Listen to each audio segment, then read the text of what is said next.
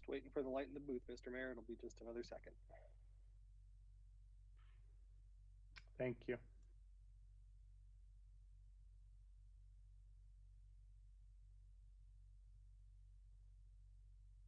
Okay, sounds like the light just went out. So we are good to go. You're ready to go whenever you'd like. All right, I will call the City Council and Town Center Development Agency meeting to order. Deputy Recorder Patton, please call roll. Councilor Goodhouse? Yes. Councilor Newton? Here. Council President Loop? Here. Councilor Shaw? Here. Mayor Snyder? Here. And Youth Councilor Calderon? Here. All right, Mr. Nolop, please put the flag up, and everyone, I would invite you to participate in the Pledge of Allegiance with your microphones muted.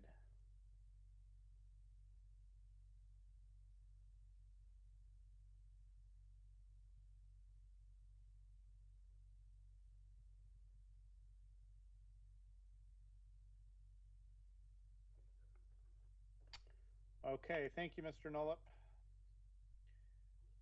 Staff or council, any non-agenda items?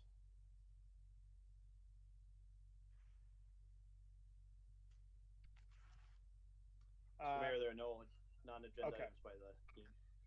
Okay, thank you. I was going to say, Mr. Reimer, this is typically something that the city manager will respond with yay or nay, and then the council as well. So thank you for that.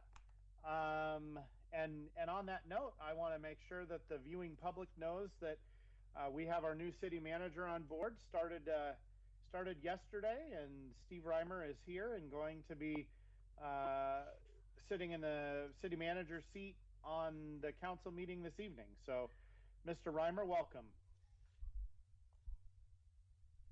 Thank you, Mayor. Let's see. We'll move on to public comment. All written public comments were due by 4:30 p.m. today. Call-in questions will be taken via telephone by calling 503-966-4101 now. The call-in number is also posted on the screen. City Manager Reimer, do we have any follow-up to previous public comment? Yes, Mayor, Council President, and councilors. Last week we had two public comments presented to us.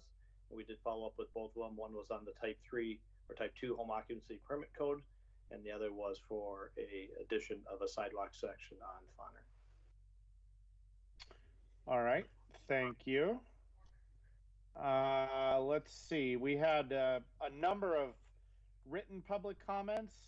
Deputy Recorder Patton, I see we had a total of 1, 2, 3, 4, 5, 6, 7, 8, perhaps 9. The vast majority of them were about concerns at the East Butte Heritage Park, which I also heard a number of in-person concerns about in the last week as well. So I suspect we'll have a little discussion about that. And then there was one communication about the Measure 110 implementation and the impacts on our police department, and then another about another park, and wondering when a builder is going to complete the construction of a park that they understood to be part of a development plan. Deputy Recorder Patton, did I miss any others? Nope, that was a great summary, Mr. Mayor. Okay, thank you. Let's move on to the phone-in public comment. Mr. Nolop, who do we have in the queue? Mr. Mayor, let me let the first caller in the queue through. Hold on one second. All right, caller, you are in with public comment on the City Council. Good evening. Can you hear me, City Council? We can. Go ahead. We'd appreciate your name, just for the record. Sure. This is John Snyder, and I'm basically going to read the statement that I sent in earlier today. Okay, go ahead. Okay. Good evening, City Council. My name is John Snyder. I live near 103rd Avenue and Canterbury Lane, next to the John Tigard House in the East Butte Heritage Park. Over the last 3 months, I've become concerned about an increase in drug use, drug dealing, and indecent exposure in the park. Just last night, when I was walking near the park at 11 p.m., I was offered drugs by a man I'd never seen before. Over the past 3 months, park staff, Tigard police, and neighbors have reported finding many needles around the park gazebo and restrooms, used condoms, human feces. These behaviors of dangerous littering and indecent exposure must come to an end. My neighborhood park is no longer a safe place during the day and especially at night. Anyone could be pricked with a needle and contract a deadly infection. If I had children, I would not feel comfortable sending them there to play. My tax dollars are funding a park that is dangerous and unusable. I propose the following solutions to reestablish the park as a safe space. 1, more effort must be put into connecting those using drugs and camping at the park with addiction recovery services. 2, park hours need to be established and enforced. 3, the city should create a park ranger position such as exists in Tualatin and other nearby cities to enforce park rules. And 4, the city should continue its parks maintenance program to ensure the parks stay clean and safe. Thank you. Thank you, Mr. Snyder. I appreciate the public comment. Mr. Nullett, please put the next caller through.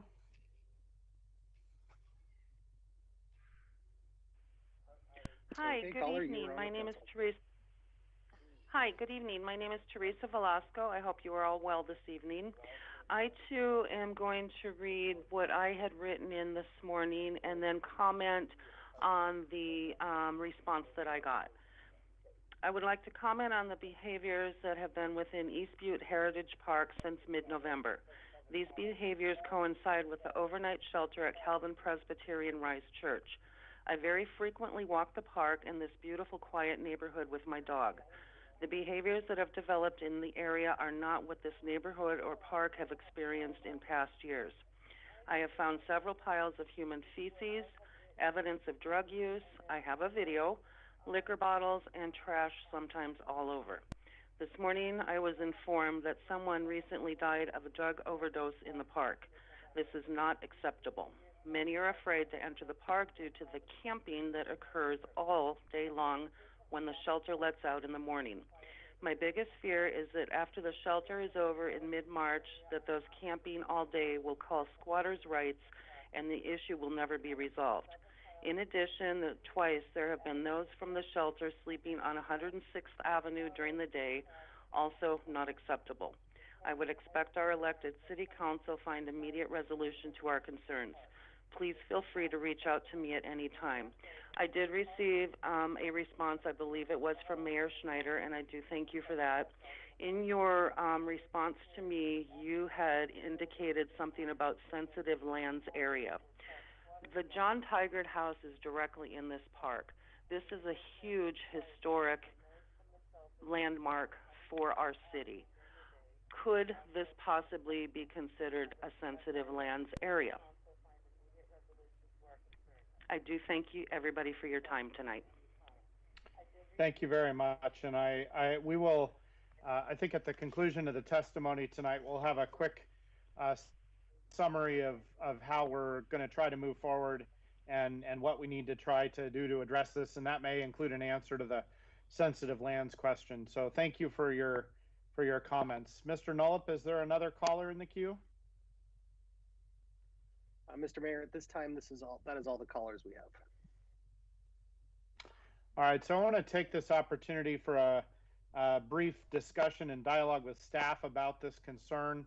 You know, this has not only gotten a lot of attention in written testimony and then in call-in testimony, but I've personally heard or received multiple communications, even in person, as I was attending a memorial service at Rise Church on Saturday morning for a homeless individual. A member of the public came up during that session, not even knowing who was in attendance, wanting to speak about this. And I think that, and I have had an initial discussion with the current shelter operators about the concerns, but I think we're going to need a bigger plan. And Mr. Reimer, I would ask that in the next couple of days that the staff develop a more comprehensive plan about how to mitigate and manage this, and recognizing that the shelter that is operating right now, paid for by the county and operated by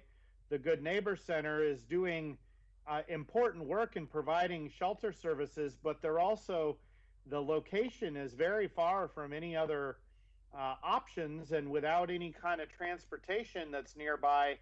I think the park, which is, you know, a great and beautiful resource, is a natural place for folks to go during the day. So I think the whole operation needs to be a little bit rethought as far as the location and services, et cetera, and how we want to manage the park. I know there's a lot of complexity right now to the legal options that we have for the park. Like, for example, the suggestion that we establish hours in the park. I think we've got advice from our city attorney that is not currently permitted in the Ninth Circuit, where the various decisions around homelessness and camping in parks and prohibitions or attempted prohibitions from other cities have not held up. So, Mr. Reimer, I'm sorry in your first week that this is on your plate, but I think we need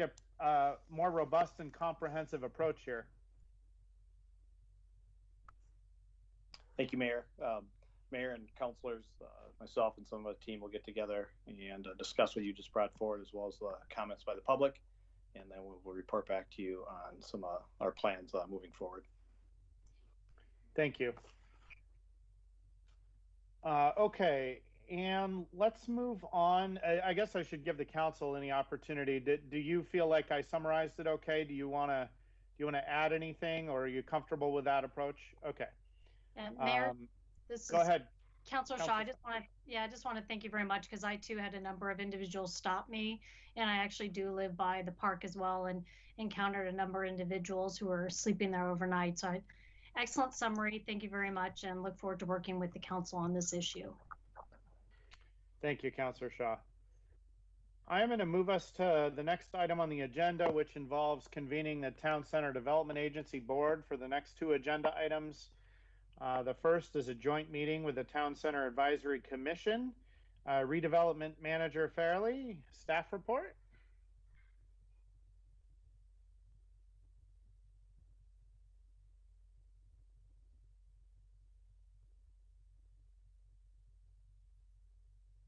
And Sean, if you're speaking, you're muted.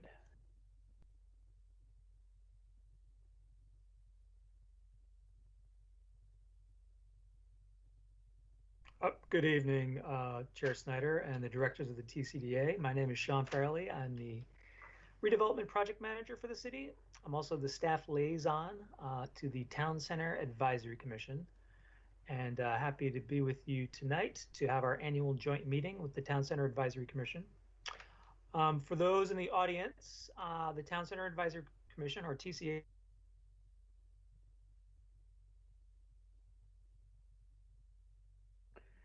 Mr. Nolop, did you lose his audio as well?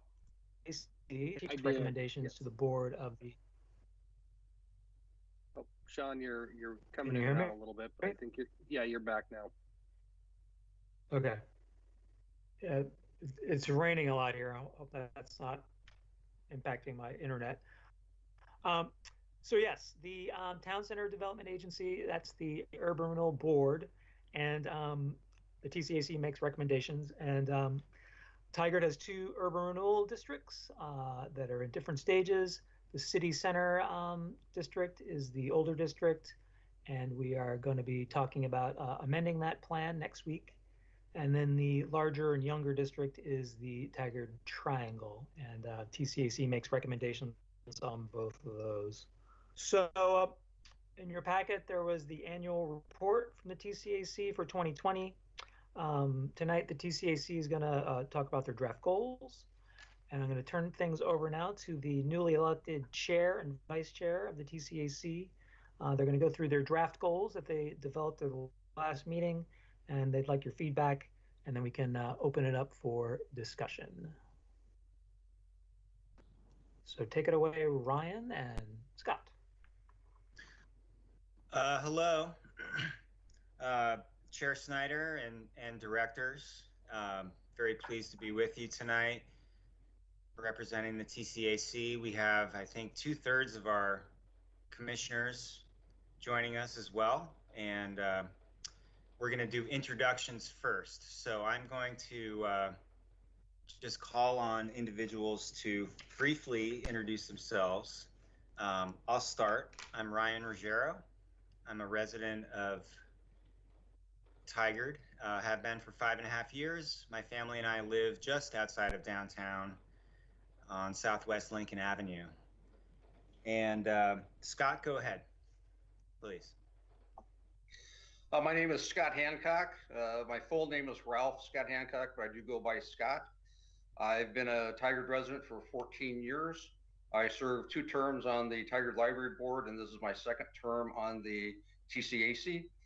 And I am a resident, and I live in the Summer Lake neighborhood. Elise? Hello, this is Elise Shearer. I am a resident of Tigard for 34 years now, and I live just outside the downtown area, but do a lot of shopping down in the Triangle and the urban renewal area. Kate, our just passed TCAC chair.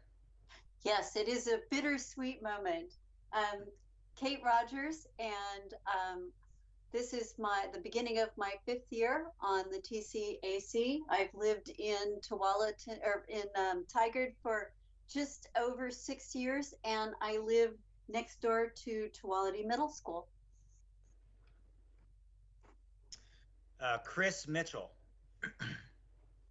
Hi, good evening. My name is Chris Mitchell, and I have lived in Tigard for about 2 years now at 93rd and McDonald, and this is my 1st year.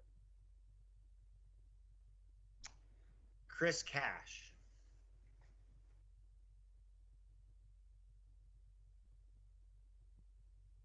Chris Cash may not be joining us. I am Chris Cash. Oh, there you are. I have resided in Tigard for 56 years. I am a property owner on Main Street, downtown Tigard. I was involved with the TDA committee that when they first started for roughly a year, and privileged to join you. Thank you, Mayor Snyder.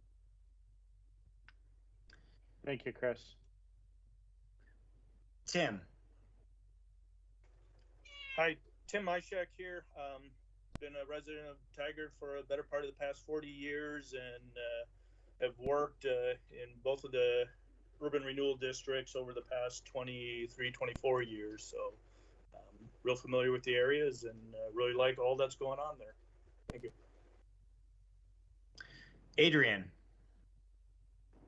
Good evening, Mayor Snyder and Council. Thanks for having us. My name is Adrian Hinckley. I have a small business here in downtown Tigard, just off of Main Street, and also a resident over in the Metzger area for about 3-4 years now. And this is my 1st year on the commission, and I'm really looking forward to working alongside everyone. So thanks for having us. Justin. Hello, Tigard City Council. My name is Justin Watson. I've lived in Tigard for just over 6 years now. I run a small business and I work in Tigard. I am a recent urban and public affairs graduate from Portland State, and this is my 2nd year on the TCAC. Thank you. Hem. Hello, my name is Hem Mathur. I live in Bull Mountain area. I own my house and I have lived here since 1991. So it's quite a long time. I've enjoyed living in Tigard. My kids went to school, both my daughters to Tigard High. And They had a great time there, so I'm really enjoy here. Thanks. Renette. Hi, this is Renette Heyer. I've lived in Tigard for over 30 years now in the Genesis neighborhood, and both my children have gone through the Tigard school system. And we are transplants from another state, but we're so glad that we ended up in Oregon and Tigard specifically. Thanks, commissioners. Appreciate you all being here this evening. TCDA board, thank you so much for having us. We're really excited to share our proposed work for the upcoming year. We have a really exciting group of folks on the commission this year. We have a number of new people who are bringing a lot of great energy to the commission, and we're very excited to advance the goals of both urban renewal areas. So I'd like to move through our draft goals for the year.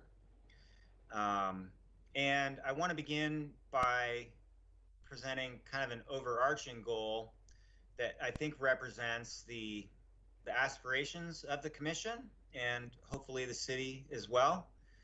And that is to facilitate and promote opportunities for the development of affordable housing, provide support for equitable business development, and advance efforts toward improved walkability, equity, and connectivity across and between both urban renewal districts. We are going to present our goals based sort of on a framework of three main areas of emphasis. And as you might imagine, our goals for this year are quite similar to our goals from last year. The work doesn't necessarily change from year to year. The city has, for a number of years, articulated quite effectively what it aims to achieve for the people of Tigard. And we think these three areas of emphasis reflect well the intent of the city's goals. And so with that, I'm going to present the three areas of emphasis moving forward. And one thing that I want to note as we move into this is that, and there's a slide on this coming up, but the commission has decided to have there are three areas of emphasis, and there are going to be three subcommittees that address each of them. One of the challenges, particularly in the time of the pandemic, has been feeling that we have sufficient time to actually get some work done. And our meetings are often led primarily by work that's ongoing and business that is sort of in the moment. But we want the commission to be able to step back and look at the issues facing the city and the residents of the city and develop thoughtful ideas and recommendations for the TCDA that are rooted in the lived experience of the folks that live here. And we're going to dive deeply into the three issues that you'll see before you through subcommittees that are going to meet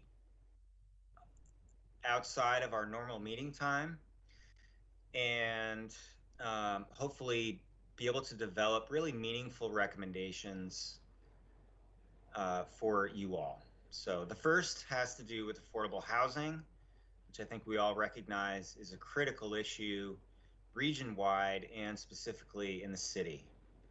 So this goal really has to do with listening.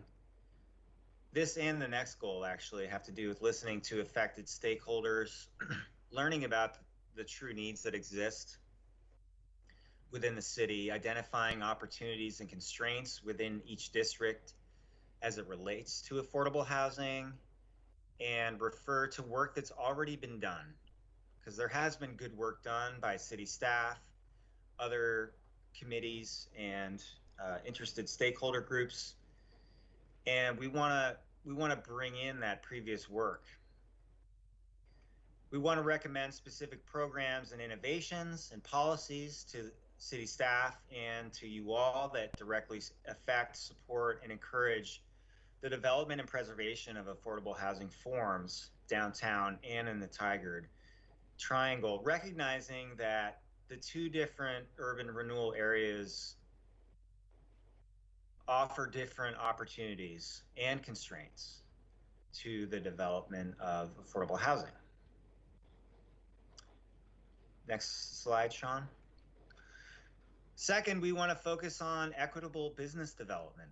And again, listening to affected stakeholders, learning about and researching what the needs are. People that are affected by the shortage of affordable housing and equitable business development opportunities, those are the people we want to be talking to. And learning about what it is that the city can do to affect in a positive way both affordable housing and equitable business development. So we want to, again, identify opportunities and constraints within each of the urban renewal districts to better support the development of equitable business. And we want to also support the deployment by the city staff of multi-language resources, recommending specific programs and policies to staff and council that support and encourage equitable business development in both urban renewal areas. Related to connectivity and transit, obviously we're all sort of living in the aftermath of the failure of the transportation bond measure, which is unfortunate, but may provide new opportunities to re-examine what transit and connectivity look like in Tigard and in the communities that we connect to. So for a number of years, there's been a very strong emphasis on walkability in the city. Tigard wanting to be the most walkable community in the Northwest. We are fully supportive of that vision. And so we want to identify, prioritize, and recommend opportunities for development that improve living and working, foster that walkability, and promote equity in the process. We want to promote ongoing efforts toward multimodal connectivity across and between both urban renewal districts. So when we talk about connectivity between the urban renewal districts, that presents a significant challenge, but a profound opportunity, I think, to create what ultimately could be, a well-connected single urban area in the city, comprised of the Triangle and downtown. There's a lot of work to do to get to that point, but the commission is committed to working toward a connected urban landscape. So we will be examining different ways that we might do that.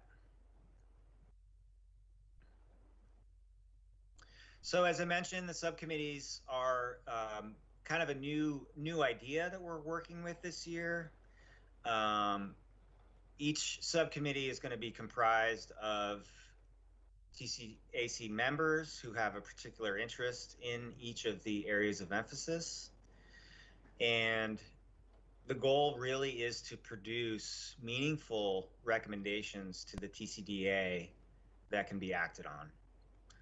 We want to research and review prior work, as I mentioned earlier, pertaining to each of these areas of emphasis and bring it back to the whole commission and present it in a way that enables us to make meaningful policy recommendations to you, and not just sort of start from scratch. There's no sense in doing that when there's been good work done around each of these topic areas.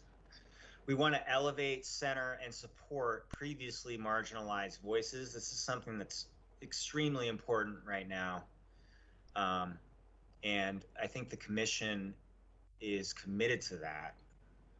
And we heard strong support for really trying to engage as meaningfully as possible with community members who are affected by a lack of affordable housing, challenges associated with developing businesses, and providing opportunities for equitable and connected transit.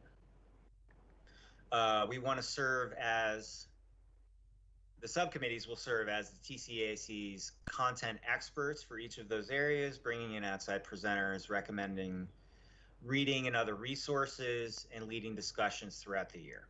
So that's kind of the idea of this subcommittee structure that we're prepared to employ this year.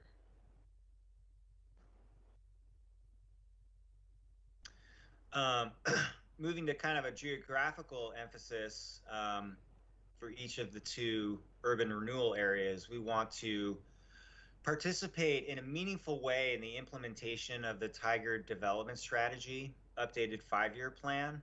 There have been some great moves that have come out of that, and that, you know, we have great projects moving forward downtown right now, and prospects for additional projects that will catalyze meaningful development in the downtown area. And that's exciting. We want to support that. We want to support the substantial amendment as it moves toward the ballot in May. We have every reason to be completely behind it, and we are. So we look forward to providing whatever support for the amendment that we can. We want to drive existing projects to completion. We have, as I mentioned, a lot of really exciting, great projects downtown right now, whether it's Universal Plaza or the Ava Roasteria site or the Overlook adjacent to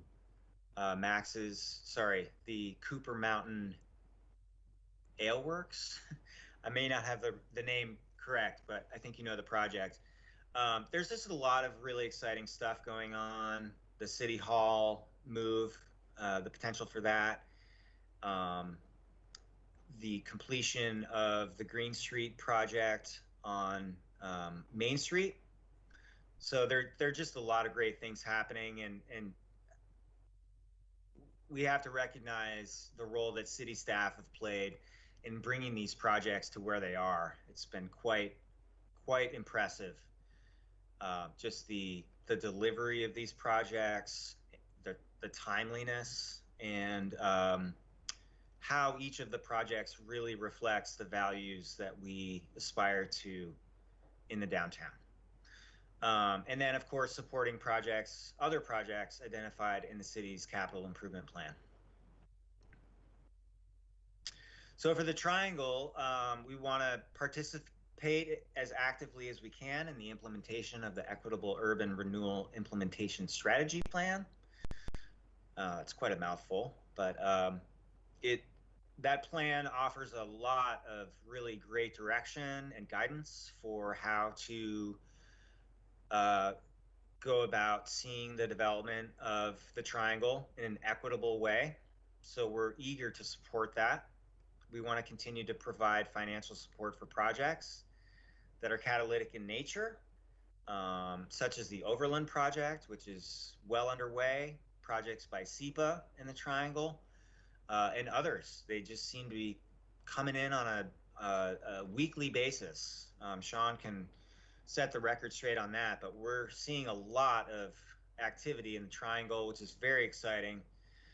And it's worth pointing out that that's happening in spite of the fact that the transportation bond measure did not pass. So people are still seeing the future in very bright terms, it seems.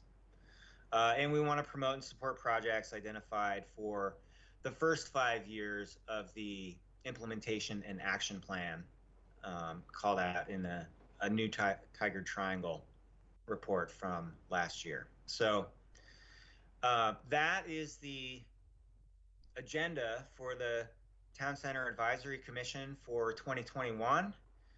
I think we're very excited about what the year offers, and we're eager to get to work. So with that, I would welcome any questions or comments that any of you might have. Well, Ryan, thank you for that very robust presentation, and it's great to hear how the Town Center Advisory Commission has sort of grouped its work around those 3 areas and is recognizing the need to organize the work a little differently, perhaps, and focus. And then I really liked your emphasis on, bringing us as the TCDA recommendations that we can act on specifically. So I think that's all fabulous. I'm sure the whole council is going to have a number of questions and comments for you. Let's start with Councillor Shaw. Thank you, Mayor, and thank you. That was an excellent presentation. And I'm very excited that you've grouped into subcommittees, because I think that will drive a lot more and foster a lot more ideas. So kudos to you all, because that also takes a lot more time, and very thankful for that. You had mentioned multi-language resources. I was curious if you knew what those multi-languages were going to be. And of course, given my love of connectivity and transit, along with all the other areas, but that'll be one I'll be keen to hear about. But if you have questions, or not questions, but answers to the multi-languages, I'd be curious. Sean, can you address that question, please? Yes, happy to. So our economic development department is developing some citywide programs, and they have one that's going on now called Los Empresarios de Tigard, that actually Commissioner Hinckley was involved in, or continues to be involved in. So that was primarily in Spanish, but our coming up with some new equitable business development plans and equitable strategies. They will be looking at additional languages, the most commonly spoken languages in Tigard. Councillor Shaw, anything further? No, thank you, Mayor. Okay. Youth Councillor Calderon. Well, unfortunately, I swear, every single time I have a question, someone else asks it. I was going to ask the question about what languages you meant by multilingual, but unfortunately, that has already been asked. Otherwise, I would agree that subcommittees are something that makes work better and more efficient, so I was excited to see that. Otherwise, it was a great presentation, and thank you. Councillor Goodhouse. I'm the liaison for the TCAC, and they're doing great work. So I hear these things monthly, but I agree that I think the subcommittees are important part. There's a lot going on, and there's a lot of expertise and skills on this committee, and a lot of knowledge with everyone. So we're going to be represented well. There's a lot of good discussions, and a lot of them, the things for them to work on going forward, as they're all active in both those areas, and see what needs to be done. And we're going to really rely on that going forward. Councillor Newton.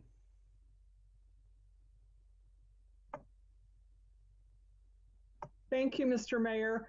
I am really excited about the aspirational goal that you came up with. That is really exciting to see. Also, I concur. I think the subcommittee approach is a great way to tackle the goals that you have for the coming year. And I like the way you sorted them out in the areas of emphasis. I'm looking forward to the council being able to assist you as you connect with those marginalized voices in our community. So anything we can do as you're moving forward on trying to connect there, I'm looking forward to that. And then the other thing that I was sort of encouraged and enthused about was the areas of emphasis that you highlighted, the housing and the business and the connectivity.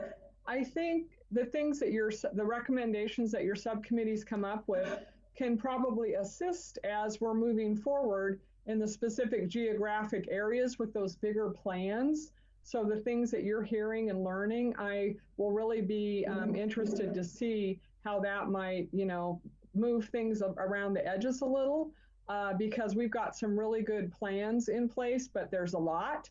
And so as you're working through your goals, if you come up with recommendations that might make us move slightly in another different direction, I will be encouraged to see that. So I don't really have any questions. I thought it was a great presentation. I appreciate it. And again, I'm really excited about your aspirational goals. So thanks to all of you for all your work. And I just look forward to working with you over the next year. Thanks. Council President Liu. Thank you. Thank you so much to everyone for being here tonight and for speaking with us and for your service to the city. It's always, this is always one of my favorite times, is being able to talk to all of the committees and hear what you've been up to and how you're contributing to the city. And so it's fantastic to have you here. Much like the other comments, I think the subcommittees are a great idea. I really appreciate, looking to talk to the stakeholders that this is impacting. I think we all come to the table with different experiences, and especially talking to those who have direct experience can really open up your view and your opinion of what it's like to be in their situation. And so I think that's fantastic.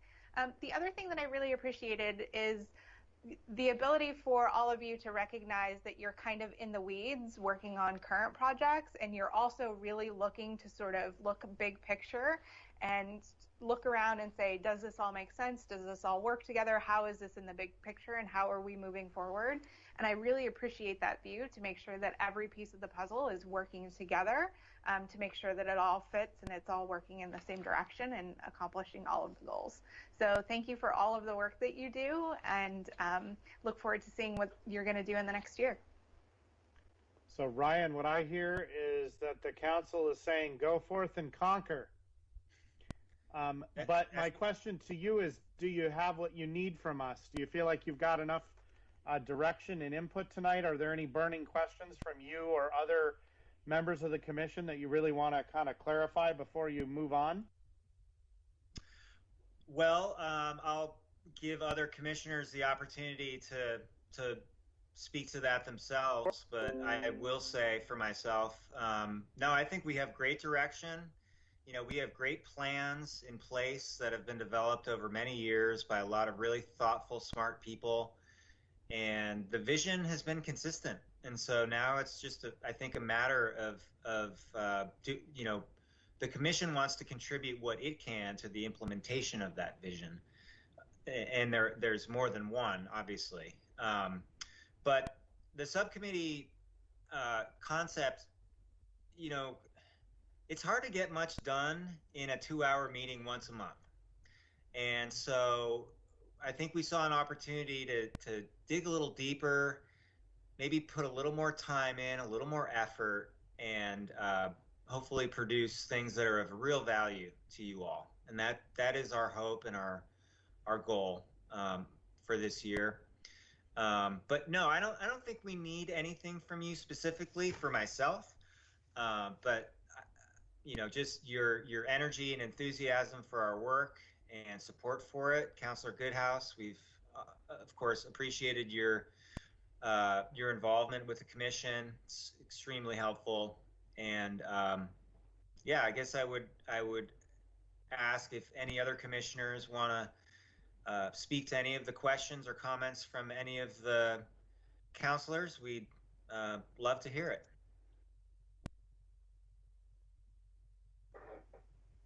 Just go for it. Elise? Hi, Sean. Ryan, and Mayor and councilors, I'd like to also acknowledge that we know that there is a transportation committee and a parks committee already, citizen committee working on projects. And we would like to liaise more closely with them and find out what they're working on and how we can focus in our area to support their efforts. Thank you. That's excellent comment, Elise, and appreciate that.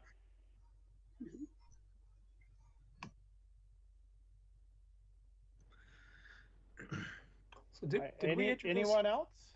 Did we introduce Chris Sholin? We have 3 Chris's on the TCAC now. I didn't think Chris Sholin was here. Yeah, I'm here, and I got missed, great. but it didn't seem that important, so I didn't speak up. Oh, it's important, Chris. You're very important, Chris. Go ahead. You make the beer. Okay, so yeah, I'm here and I make the beer. We took over the old Max's as Cooper Merchant Ale Works in late June, and we have been operating since then.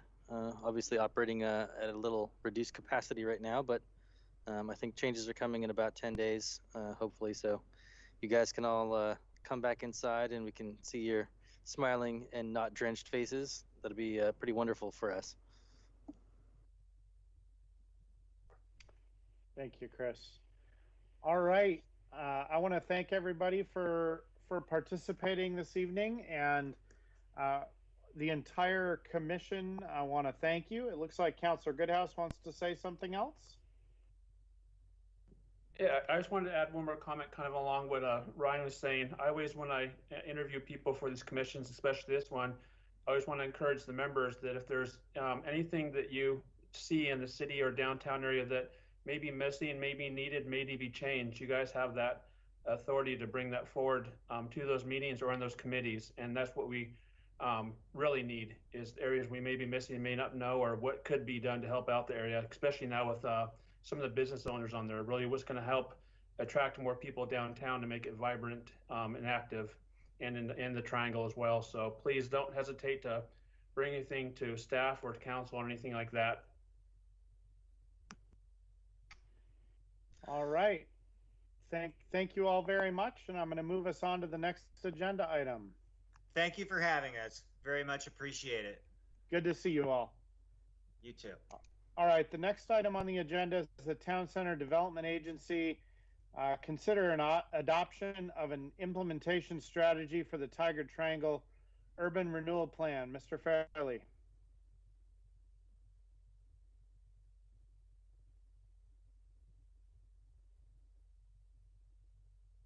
Bear with me for a moment. I'll bring it up. Good evening again. This is Sean Farley, the Redevelopment Project Manager.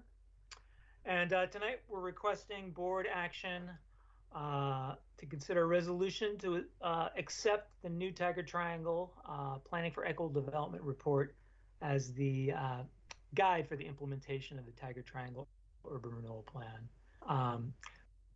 So this project has been going on since early 2019. It was a result of largely a Metro grant, and it had 2 phases. Phase 1 took up much of 2019. We did community engagement. We prioritized and developed a budgeted list of urban renewal projects. And we actually briefed the board on that in December of 2019. And we spent much of 2020 on phase 2, which was taking a look at the top ranked projects and some other projects that were aligning with the Southwest Corridor project at the time, and developed some concepts around those projects. And we also had a couple programs that we developed further guidelines and how we're going to implement them.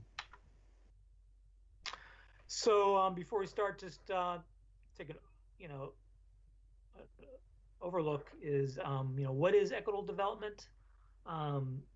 Historically across the country, a lot of times when urban renewal plans happen, it displaces the people who've been living there and the business owners who've been working in a district for a long time. So we wanted to have a different kind of urban renewal plan that really stresses equitable development.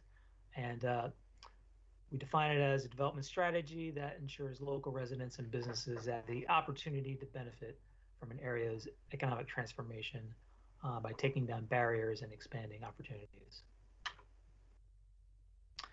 So just a reminder of what's in the Tiger Triangle Urban Renewal Plan. It's based four broad categories.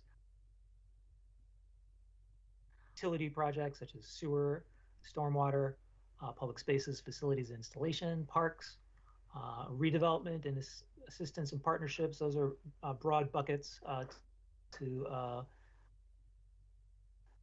help incentivize new development. And then transportation, 16 different projects identified in the plan.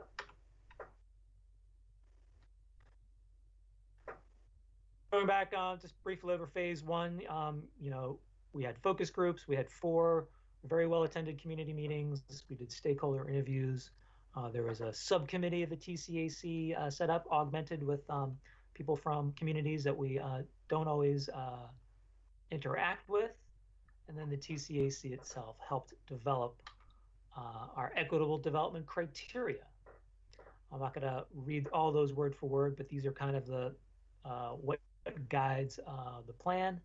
And what we did with these criteria was using them and using the financial plan that was also developed, taking a look at how much increment was going to come in over the years. Again, urban renewal plans at the beginning, have fairly small amounts of increment, but that can build up quickly.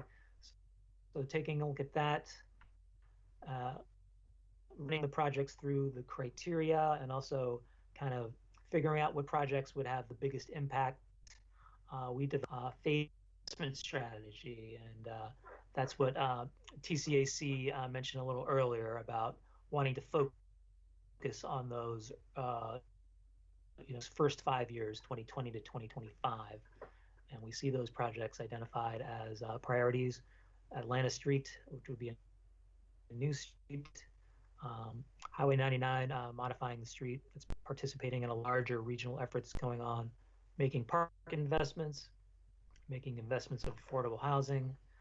Opportunistic improvements, which covers things like improvement grants, facade improvement grants. The north of Dartmouth section of 72nd Avenue, and then a transportation study. So those are what we're going to be focusing on for those first 5 years. And those, I should mention that, those have already influenced, last year's Triangle Urban Renewal budget, budgeted substantial amounts of money for park investments and affordable housing.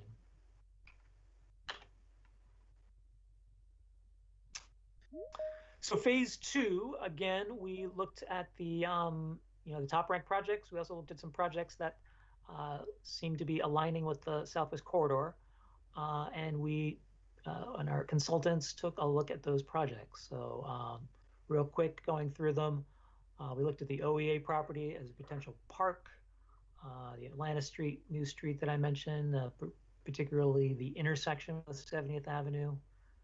Took a look at 70th Avenue, which was, would be, if the Southwest Corridor is built, would be the street that the light rail line would run down.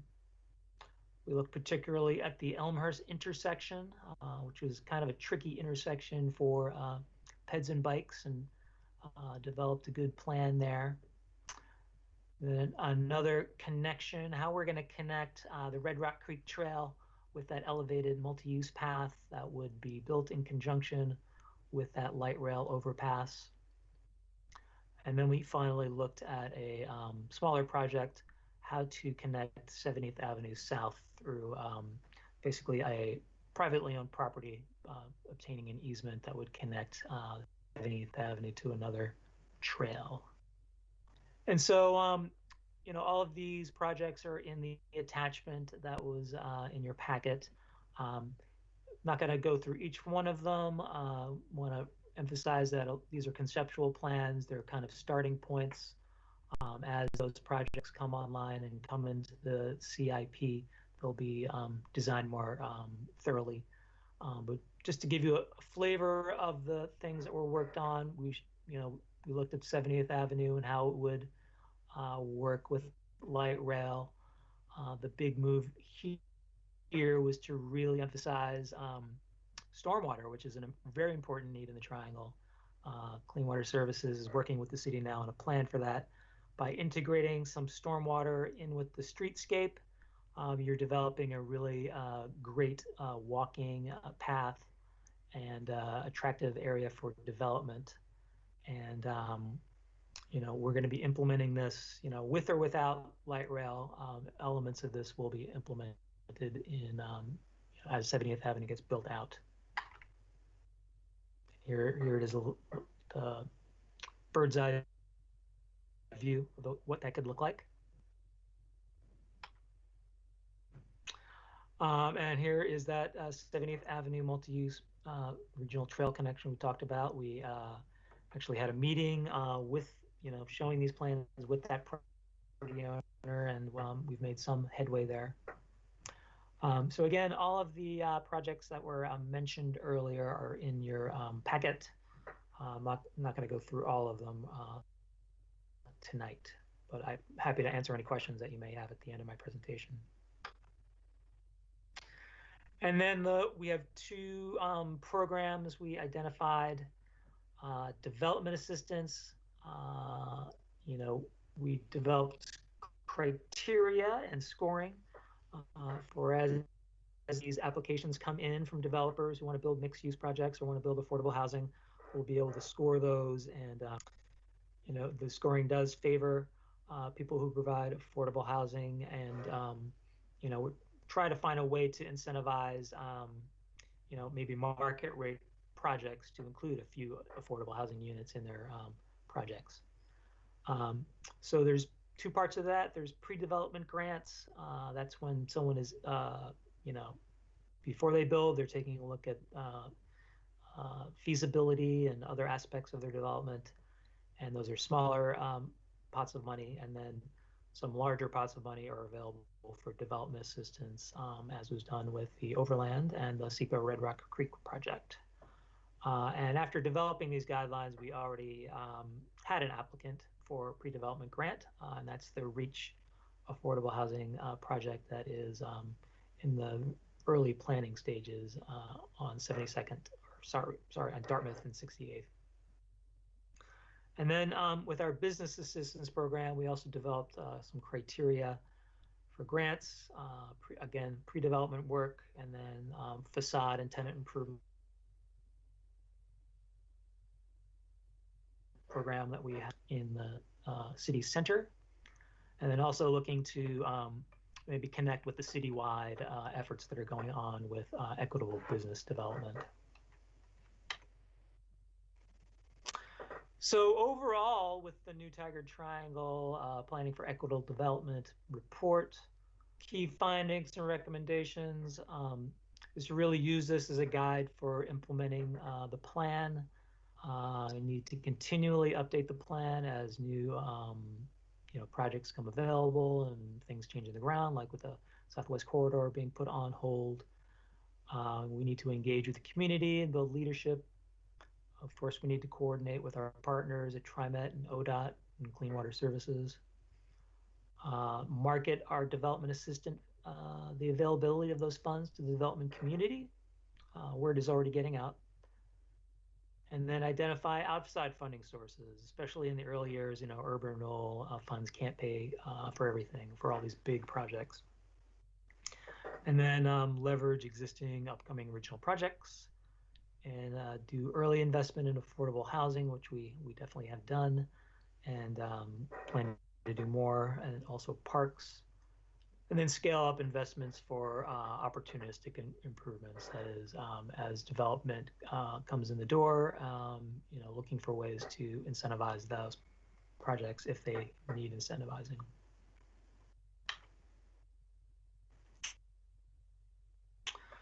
So that's the conclusion of my presentation. I'm happy to answer any questions.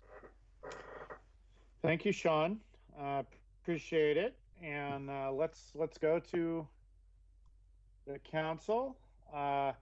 Youth Councilor Calderon, since everyone else always asks your questions first, I'll let you go first this time. Well, this time I unfortunately do not have any questions. I did enjoy the presentation.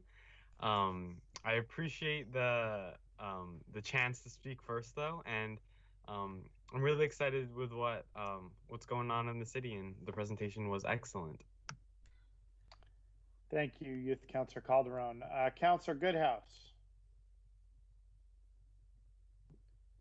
Only question I have, and I'd be curious about just the process going down in the future with TriMet would be when we finally make decision how long we hold some of those stops or planning that we have for the corridor, and when we kind of finally make that decision that it's not going to happen and we go on, or if we look at a plan B where we look at some kind of pullouts or something like that for bus stops or something like that. Maybe we do a hybrid that can maybe still be a placeholder, but what the thoughts are of that and what the time frame is, and when we kind of finally hit a point where we say it's not going to happen and we build that out.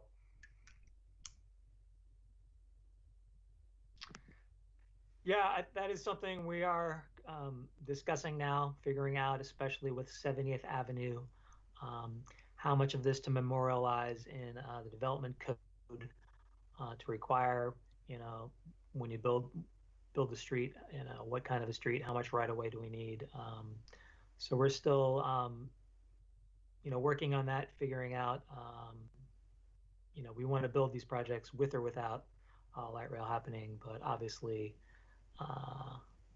presence or not presence of light rail can change our plans. So we're going to figure that out. All right. Council President Lou. Oh, go ahead, Councilor Goodhouse. I was going to follow up on that, saying that I don't know if we've thought about it, but if there might just be some option to do a dedicated lane in there for transit, for at least a bus to go through there, and that maybe later it could be turned into it, or at least it still be a dedicated lane for a bus through there. Might be a thought. Yeah, that's a good thought, and we're going to explore solutions like that. Council President Lube.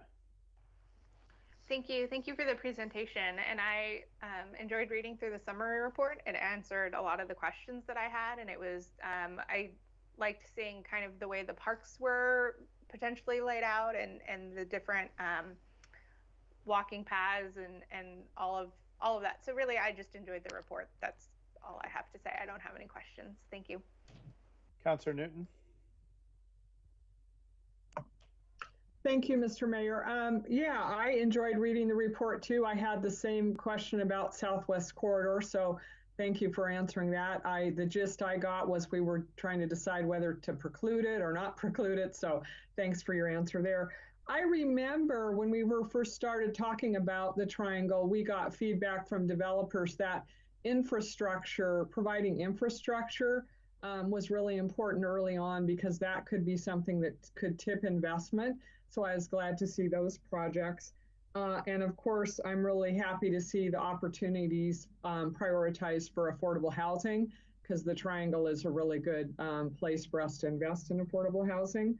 And then the last comment I will make is I think it's important to identify parks, but as you know, I'm always concerned about long-term maintenance as we add parklands to our inventory and try to formalize a way to maintain and protect those assets. So I think it's important to have the parks identified, but I always worry a little bit as we add inventory on what that means to maintenance. So, but other than that, good presentation and thanks for bringing it forward. Thank you, Councilor Newton. Councilor Shaw. Yes, thank you. I'd also like to echo Sean, that was an excellent presentation in the summary, and you answered the question with regards to the light rail. Given the last presentation and the forming of the 3 subcommittees, it sounds like that could also help inform this. So hopefully there's some synergy there. But that was more of a comment than a question. Thank you. All right. Thank you all very much. Mr. Fairley, there is a request tonight, right, from staff to adopt this or not? Yes, a resolution that would accept this as a guide to implementation. All right, the way it's really going to be implemented is through a budget. Can you hear me? We can. Okay, sorry. It'll be implemented by these projects getting into the CIP or having funds appropriated in the budget. So the resolution is basically accepting this document as a way to guide the implementation of the plan. And of course, it will be brought to the board for decisions, and with the TCAC's input and their goals for the year will also. But overall, this will be a guide for. So, board, is there a motion? I move to approve TCDA resolution number 21-0. I'll second the motion. Can I clarify? I heard 21-0. Is that the correct resolution number, or did other people hear it completely? I might have cut out. I move to approve TCDA resolution number 21-01. Okay. I'll second that motion. Okay, it's been moved and seconded. City Recorder, please read the number and title of the resolution. TCDA resolution number 21-01, a resolution accepting a new Tiger Triangle planning for equitable development as an implementation strategy for the Tiger Triangle Urban Renewal Plan. All right, and a roll call vote. Director Goodhouse. Yes. Director Newton. Yes. Director Lube. Yes. Director Shaw. Yes. And Chair Snyder. Yes. All right, TCDA resolution 21-01 has passed unanimously. Thank you very much. And we will now reconvene as a city council. And I understand that we have another caller that wishes to make public comment. Now that we're back into our city council meeting, we can take that public comment. Mr. Nolop, is that caller still on the line? That caller is on the line. Hold on 1 second and I will pass them through.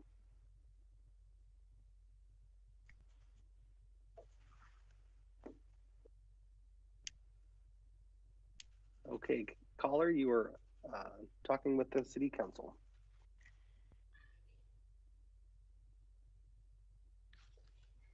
Can you hear me? We can. Go ahead. If you wouldn't mind starting with your name, that would be really helpful. Fantastic. My name is Pamela, and I manage an apartment complex off of Saffel Street here in Tigard.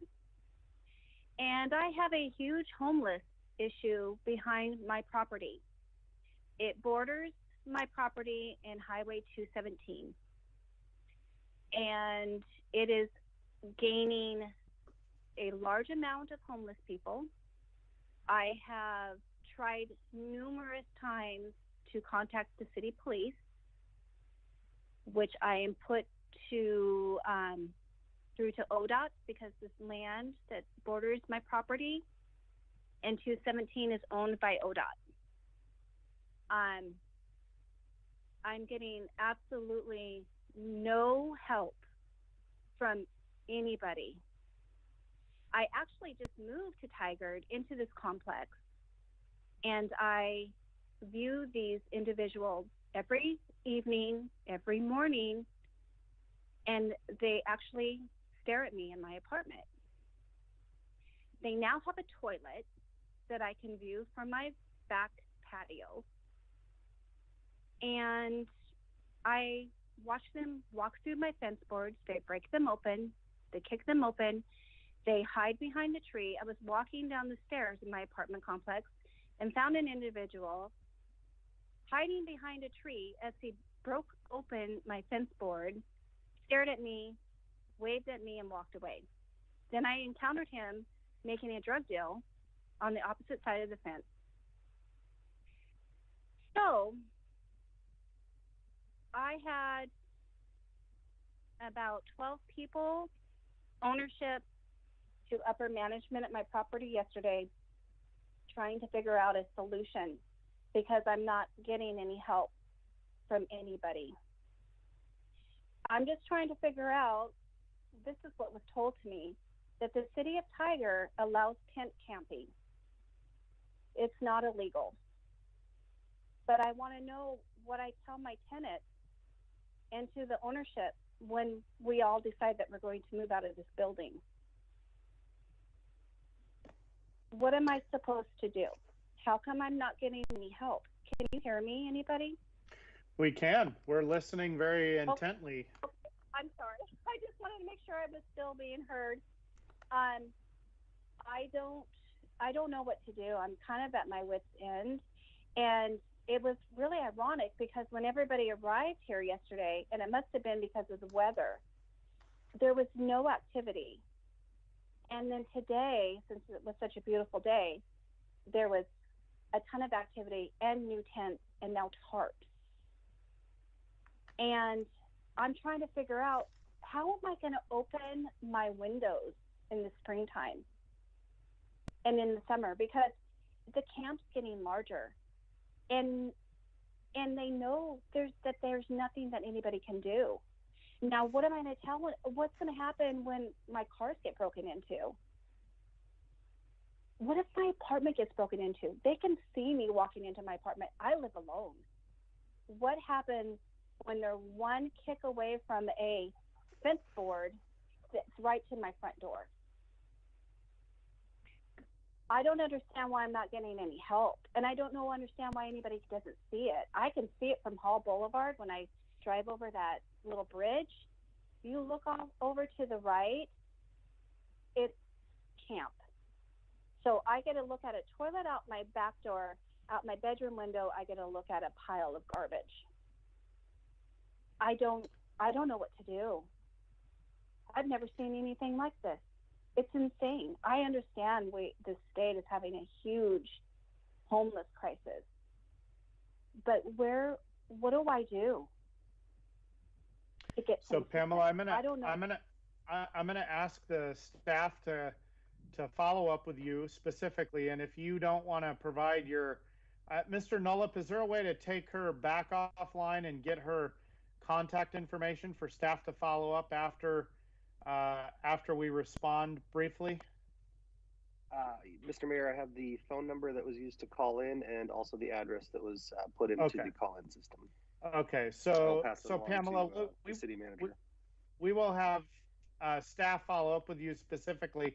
This is definitely a fairly complicated situation with property that's owned by the state, with judicial rulings that don't necessarily make enforcement of some of this very easy, but nevertheless, the city is committed to trying to work through and help as many people as we can, and frankly connect our homeless residents to services that are useful and get them into homes, hopefully. And we've actually been fairly successful at that. So I want to make sure that you know that the staff will follow up. City Manager Reimer, I know it's your second day on the job. Do you, or maybe Assistant City Manager Lineland, want to comment on who staff-wise should be on point for this, and that would be who Pamela would be hearing from?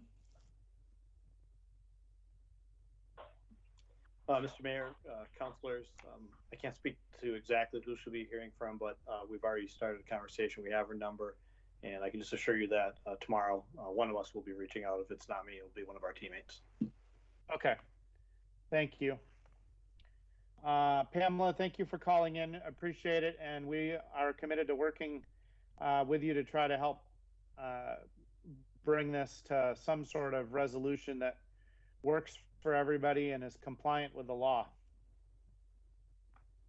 Okay. So in the meantime, I mean, I've been told, don't encounter them, don't, say anything to these individuals, you know what I mean?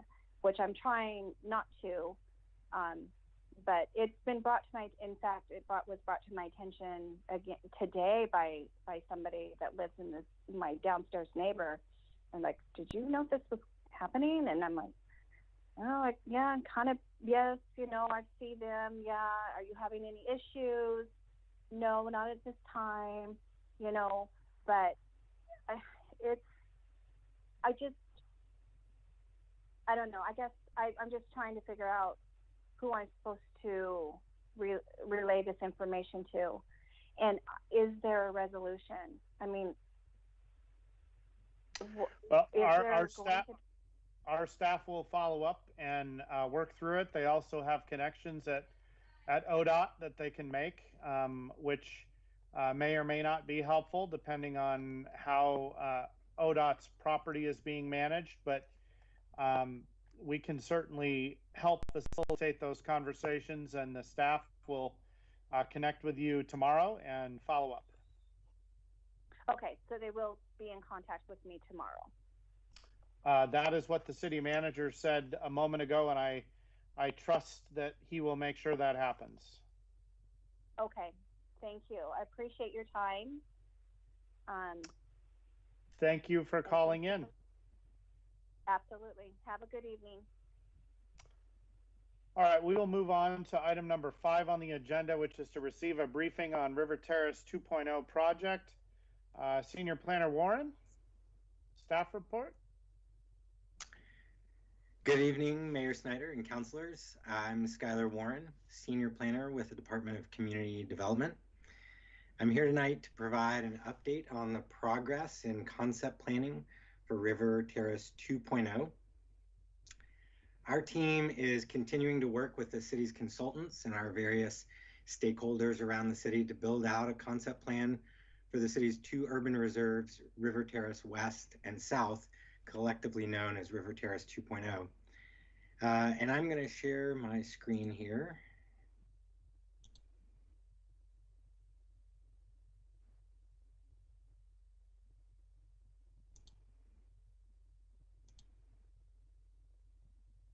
Hopefully that is showing up. It is. Okay. So one thing I want to note, as I move through this presentation, you're going to notice that some of the slides are translated into Spanish, and that's because some of these slides have been used in our other communications with our Community Advisory Committee, our Spanish language focus group, and so I've left those in because it does make the presentation a little bit more accessible, and when it becomes part of the public record, someone who might need the translation will be able to see it.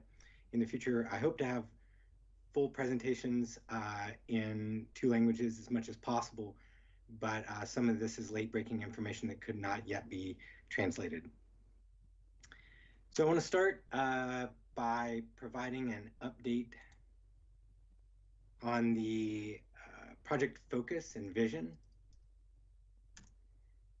These statements of project priorities were developed by the team in close consultation with our Community Advisory Committee, which reached consensus that the statements were correct. We also presented the project vision to the broader community through an online public open house, and 91% of the respondents in that open house indicated approval of the project vision. So the focus statement kind of sits above the project vision and guides that.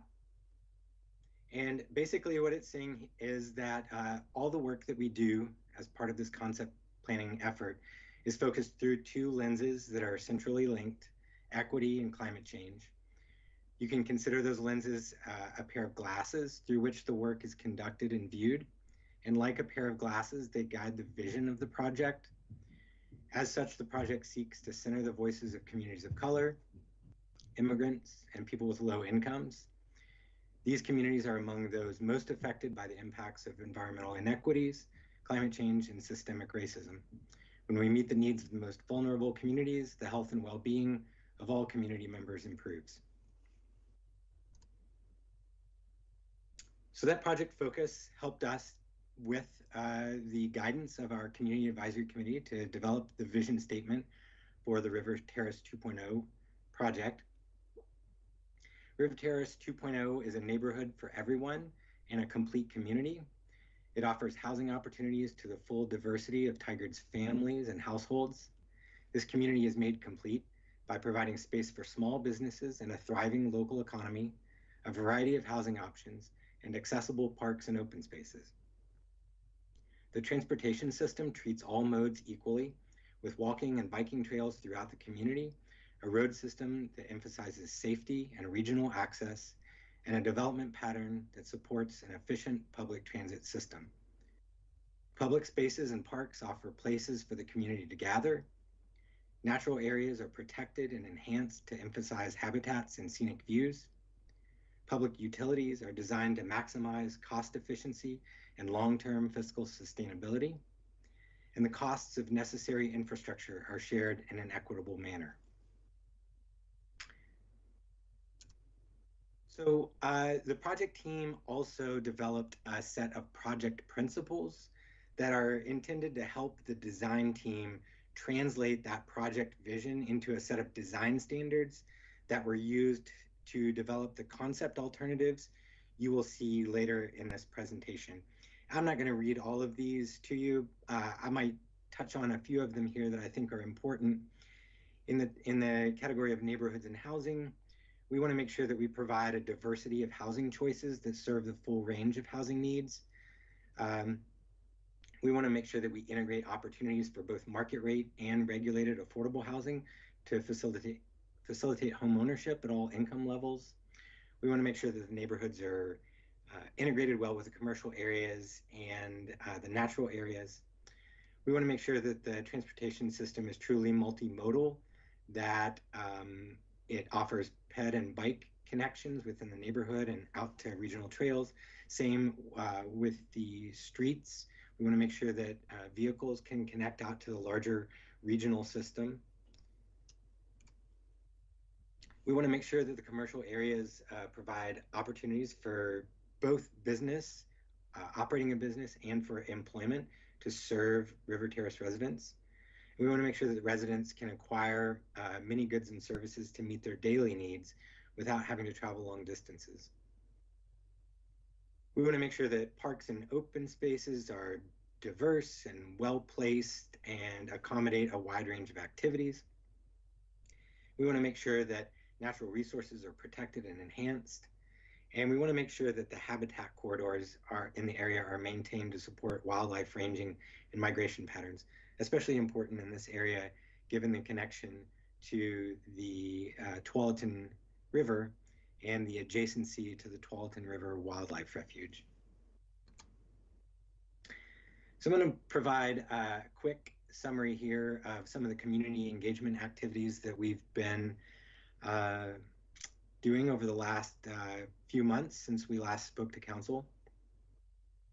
The first is that we did a community survey.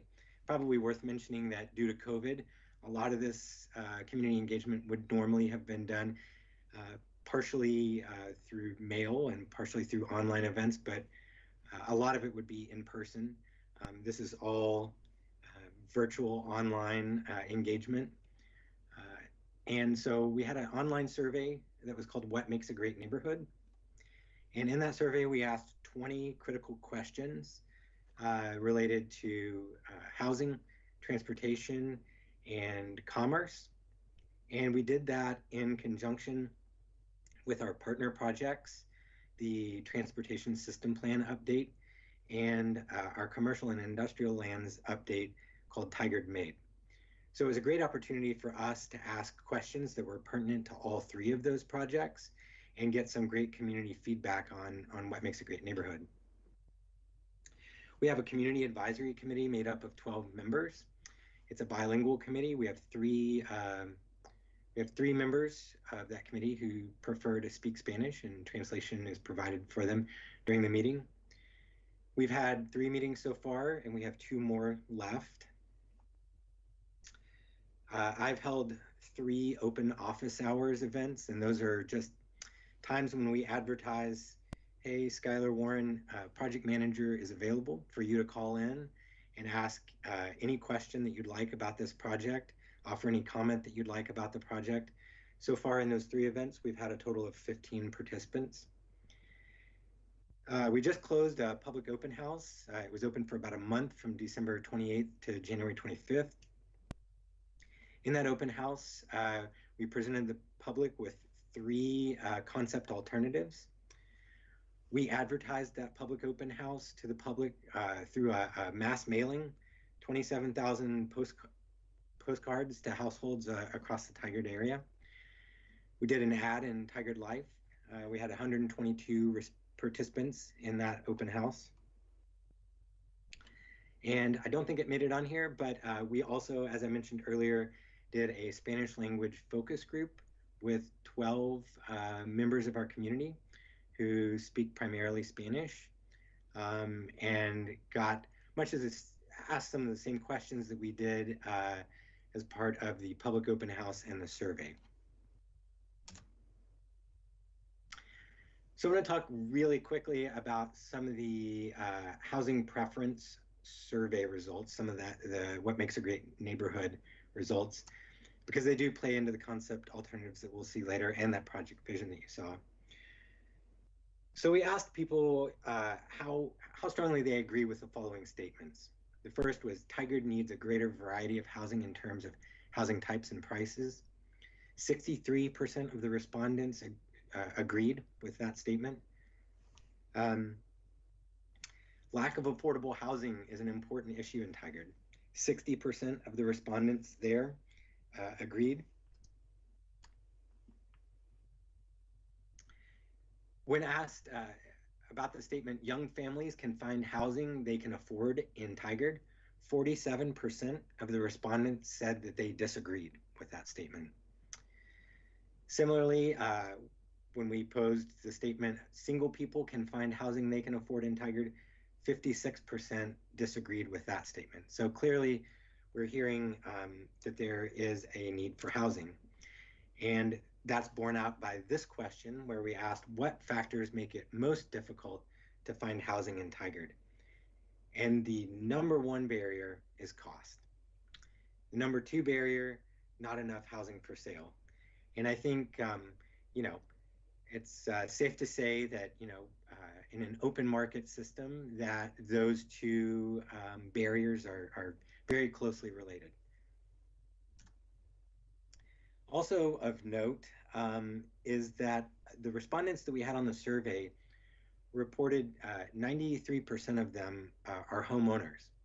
So imagine, you know, all of the things that you just heard, and that's coming from people who already own a home. So if we had had a higher rate of response from renters, how much more would we have heard that housing cost and supply was an issue? When we asked people about what makes a valuable, what features are important in finding a place to live, the number one feature is safe streets and sidewalks, which was interesting because it came much further ahead of some of the things that we might more traditionally think that people are looking for. When we asked what would help people be encouraged to use more public transit, overwhelmingly the response, stops closer to my home, was the top response. More frequent service, and then connections to paths or trails at stops all came in pretty high as well.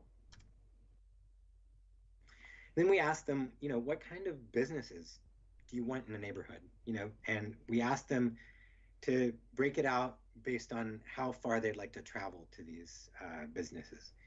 Coffee shops and takeout restaurants and dine-in restaurants both scored pretty high on the walkable kind of distance, within a quarter mile, half mile. Small non-food retail shops also did well. Personal services, people, you know, close to 40% are wanting that still within a mile. And then as we get out to some of the like higher impact things like professional services, and especially big box retail, people want that a little further from their home, but still, interestingly, within 1 to 3 miles. So we've taken, as a team, all of the information that we've gleaned from all of those community engagement events and the project goals and vision. And the design team put together a set of 3 preliminary concepts. And I'm going to run through these really fast.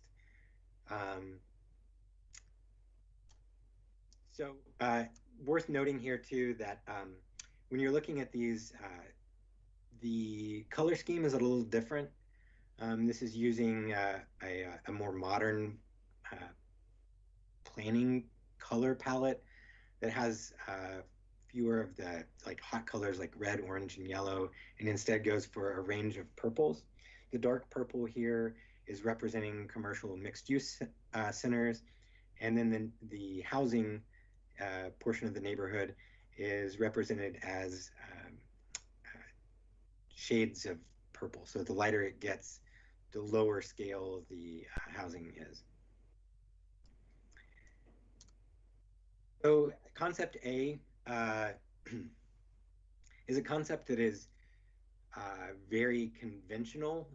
It is the large anchor retail strip center that has a lot of surface parking next to an arterial, and surrounding that you have some larger form housing like apartments, and then as you move away, you move through a sort of gradient where eventually you get to smaller form, more distributed housing.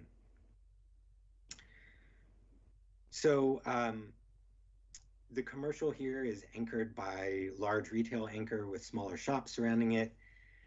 This concept in particular lends itself to horizontal mixed use with single-story commercial located near the multi-story residential. The commercial center is more likely to draw visitors and users from within the neighborhood and from the larger region, so Tigard, Beaverton, and King City. On the transportation side, this type of concept would most likely end up with a transit route that would run along an arterial like Shoals Ferry, Roy Rogers, or Beef Bend, with stops at the commercial centers along the major roads. So again, a very conventional approach. And then the pedestrian and bicycle connections in the neighborhood would include trails, sidewalks, and bike lanes, which would connect to the rear of the commercial area and move, predominantly probably through some of the natural areas that are preserved. Concept B is more of what we're calling a Main Street concept or a trolley stop concept. So you can imagine seeing this in an older neighborhood that might have had trolley service at the turn of the century, where you have a linear stretch of commercial businesses that are smaller in scale. And in this concept, around that Main Street, you do have some larger housing forms, but not quite the same scale as you would in the concept A. And then as you move away from the commercial center, the housing transitions, but it doesn't transition quite as aggressively.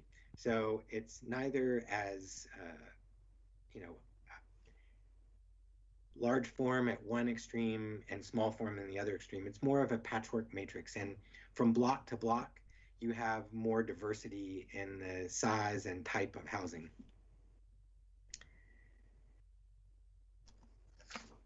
There would be fewer no large apartment buildings.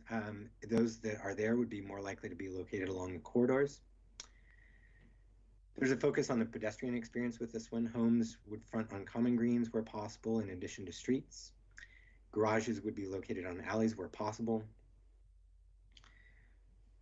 That commercial would necessarily have a mix of smaller footprint storefronts, offices, and services, some with residential living above them, including live work spaces perhaps. There'd be a flexible mix of uses along the main streets. Notably on the transportation side, the parking for the commercial area would be tucked behind the buildings, and the streetscape would really be activated by the pedestrian experience. The parking that is available there would be on-street parking, and this concept would include more mixed use between automobiles, transit, and bicycles and pedestrians. And this one is the most flexible in terms of transit because the transit could either run along the arterials or this opens up the opportunity to start bringing transit into the neighborhood and bringing it closer to destinations, homes, which is something that we heard that people wanted. Then the last concept is concept C. This one is a much, much smaller commercial footprint, and the neighborhood sort of organizes around a central, very small commercial core, and radiating out from there. You do have some larger form housing, but it tends to get smaller as you move away from that small commercial center. So the border of the development with natural areas is soft and gradual, and the shared open space, green spaces, preserved tree growth, small parks and natural habitat areas are mostly at the edges of the neighborhood. The commercial uses in the centers are more likely to be small retail, offices for residents who telecommute or use flex space, and some small-scale neighborhood services like barber salons, small medical offices. There's a greater opportunity for live-work home for entrepreneurs. Smaller ground floor commercial spaces could be combined into multiple bays for greater flexibility. And this one would be probably dependent on pop-up and seasonal market activity to kind of activate that core, because it's not going to bring in a lot of outside traffic. On the transportation side, the transit service here is most likely internal only. So you would have to bring transit into the heart of the neighborhood with stops at that neighborhood center. Trailheads and easy access to nature would be built into the neighborhood with off-street trails and sidewalks connecting the center to the natural edges. And like I said, the commercial activity would not generate much out-of-area traffic. So, based on the feedback that we got from the community in the public open house and from the Community Advisory Committee, we are in the process of developing a preferred alternative. So what I'm about to show you is very early draft format. It has just come in, so nothing here is set in stone. But what we heard from the community is there is a desire for one larger grocery type retail operation in this area. It's been a desire even for some time with current River Terrace residents and with people in South Cooper Mountain, and we know that that area is not going to accommodate that type of retail. We also know that there's a need for a commercial and employment center in River Terrace West to meet the city's goals. But the concept that rose to the top among the public was the Main Street concept, Concept B.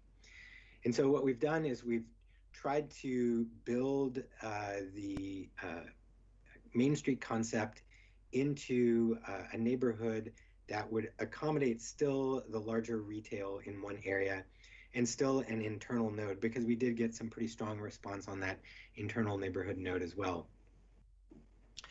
The nice thing about the Main Street option is that it does balance livability within the neighborhood and that internal focus of walkability with external connections and access. So you can imagine that, that the presence of that Main Street as it reaches the arterial would invite someone in. And once they get in there, it is truly a neighborhood. This concept also includes flexibility for a future north-south collector road that runs from Shoals Ferry down to Bull Mountain Road. And that's shown here on the left. All neighborhoods would achieve an average of 20 units per net acre. The connection at Beef Bend of that commercial area and the housing reflects and connects with the town center concept that's included in King City's concept plan and that they're continuing to develop as part of their community plan. And we've been working very closely with our partners in King City to make sure that we're in alignment with where we're going with those areas, because we really want people to be able to move back and forth and feel like it's a cohesive neighborhood. We are meeting the park's level of service standards, and we're leaving a lot of flexibility for the location of parks to be resolved during the community planning process, a subsequent process to this. This concept, like I said, also includes maximum flexibility for transit. So we have gotten early support from TriMet that what they're looking for in fixed route transit service is just destinations and rooftops that can provide the critical demand for the transit services, and this concept actually delivers on that. And the street corridor is actually becoming the center of the neighborhood. And I'll zoom in a little bit here. It's still not going to be super easy to see probably in this format, but you can see up in this area, we've got in River Terrace West, we've got a flexible commercial area that borders on Shoals Ferry Road. And then as you move away, there's more of a Main Street emphasis in terms of the housing typology. And then we move to a more even mix of the housing typology. And then the feathered edge, where we have smaller form housing like single detached houses that are smaller themselves, or cottage clusters that can actually more efficiently use areas that border natural areas. And there's more to come on that. There's actually a whole set of housing typologies that have some great graphics. They're exciting to look at, but they were too drafty to share tonight. So I want to share that with you all in a future meeting. But I think this at least gives you a concept of kind of the way the neighborhood would be organized, the general framework of the neighborhood. So where we are in terms of project schedule, we're still on schedule. We are in the late winter, early spring phase, as denoted here, where we're refining.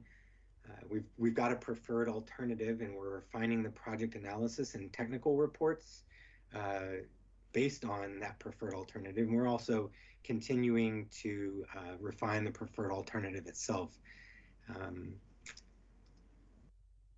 Notably, we will have a concept plan report that will be produced starting in March. And then we will be bringing this entire concept plan back to both Planning Commission and to City Council in late spring for an adoption process. And that, of course, will lead into an application to Metro for UGB expansion. So I want to talk a little bit more here about the project schedule and the UGB application. So a lot of this is a refresher, and I know the council wanted to have a discussion about this process and the timing of the two different pieces here, River Terrace West and South. So Metro has a regularized 6-year cycle for UGB expansion requests. An example of that is that 2018, the last one was in 2018, and that's where we got King City West, South Cooper Mountain, Wilsonville did one. The other one's slipping my mind. And that's part of the kind of rehab that Metro did on the process for UGB expansion about a decade ago. They regularized that process to make it a little more predictable for the development community, and also I think for staff as well. And when they adopted that, they also adopted a mid-cycle application. So what this is in the interim between that regular 6-year cycle, happening at year 3, they offer an application for UGB expansions of no more than 1,000 acres across the entire metro region. Those UGB expansions must be for residential use, although there can be some supportive services. And Metro staff has communicated to us that the level of commercial inclusion should be very low in that, in order to be justifiable. So right now, River Terrace South is planned for a mid-cycle application that would go in June.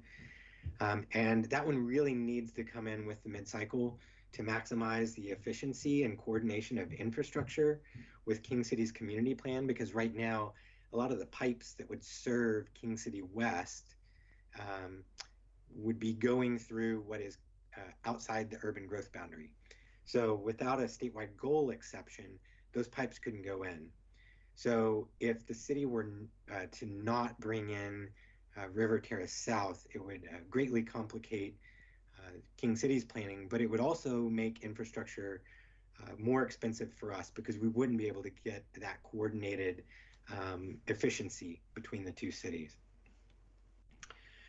River Terrace West was intended to have a higher level of commercial land than South due to some advantageous topography and also the location next to South Cooper Mountain. So with King City, including a town center concept in their UGB expansion area, there's not really a lot of room for a commercial in River Terrace South. It's basically just reflecting what they've got. River Terrace West is not so, because South Cooper Mountain, as I mentioned, would not be anticipated to have quite the level of commercial development that we would see in King City. So with the levels of commercial that are planned for River Terrace West, Metro staff has communicated to us that it would not be eligible for mid-cycle application. It is important to note that both of these areas, at the conclusion of this project, they will have a completed concept plan. We will not need to revisit it. River Terrace West would be eligible for application in 2024 with little to no work to prepare it, unless for some reason Metro's criteria change, and I doubt that would happen. So I want to talk a little bit, and there are some others here joining us tonight, and they might want to step in as well, because this is not my area of expertise, certainly. But I want to talk a little bit about the history on why River Terrace West, or why each of these areas were intended to have as much commercial as possible. And, for the reasons that I said before, a lot of it got moved to River Terrace West. So there was a presentation to the Budget Committee that was given by Finance Director LaFrance back in 2018. And that presentation showed that the cost of delivering community service to residential parcels is pretty high compared to the tax dollars that they provide back to the city. So an aggregate study by Yale showed that average residential property demands $1.18 in services for every dollar generated, whereas employment land demands only 44 cents in services for every dollar it generates in revenue. And from 2003 to 2018, Tigard's share of residential parcels grew from 67% to 70% roughly of the total land. And that's because 80% of the parcels that had been added over that 15 years were residential, making the financial sustainability for Tigard more difficult. So a goal, put forth by finance, and I think I'm safe in saying this, was to make South and West River Terrace as financially neutral as possible in isolation. And in order to do that, we would, if we were going to make it truly financially neutral, then 30% of the new parcels would need to be employment parcels. So I don't think we can get to 30%. That's a pretty high bar, but we definitely want to get as close as we can, because every lost commercial parcel, employment land is throwing us a little further out of balance.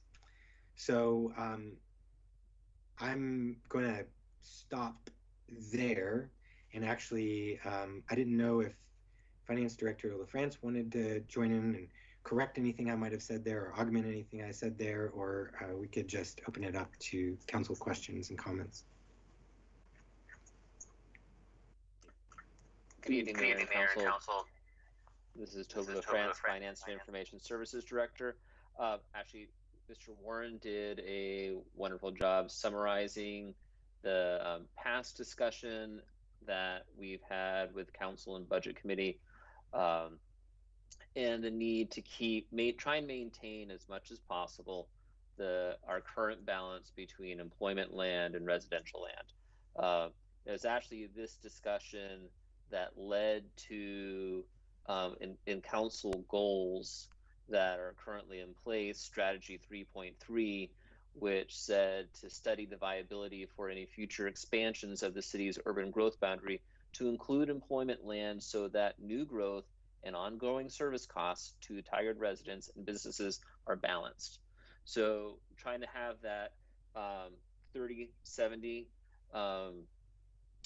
balance will help us to maintain and achieve the goals put forth by Council in Strategy 3.3. That's the only thing I would add to Mr. Warren's presentation. Thank you.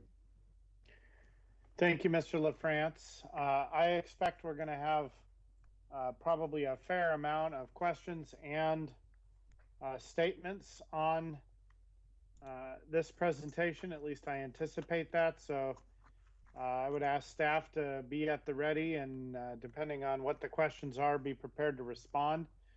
Let's start with Council President Lube. Thank you. So my question is in regards to the 30% being a stretch. Is that because River Terrace South, in theory, would be mostly residential land, and we're looking at it together, and West would be, have more of that industrial employment land, but it's not enough to make up for the River Terrace South? Yes, that is correct. South does have some topographic advantages that West does not, but it also has some locational disadvantages.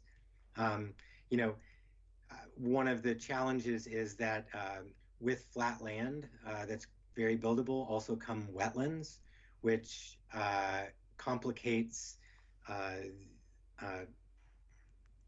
making large areas, large set-asides for commercial development. West does not have quite those same challenges, even though it still has some flat land. It's pretty well drained because of the topography. And then, the other locational disadvantage is really that King City is planning a pretty intensive town center, and what the commercial market analysis for this project has told us is there's just not adequate support.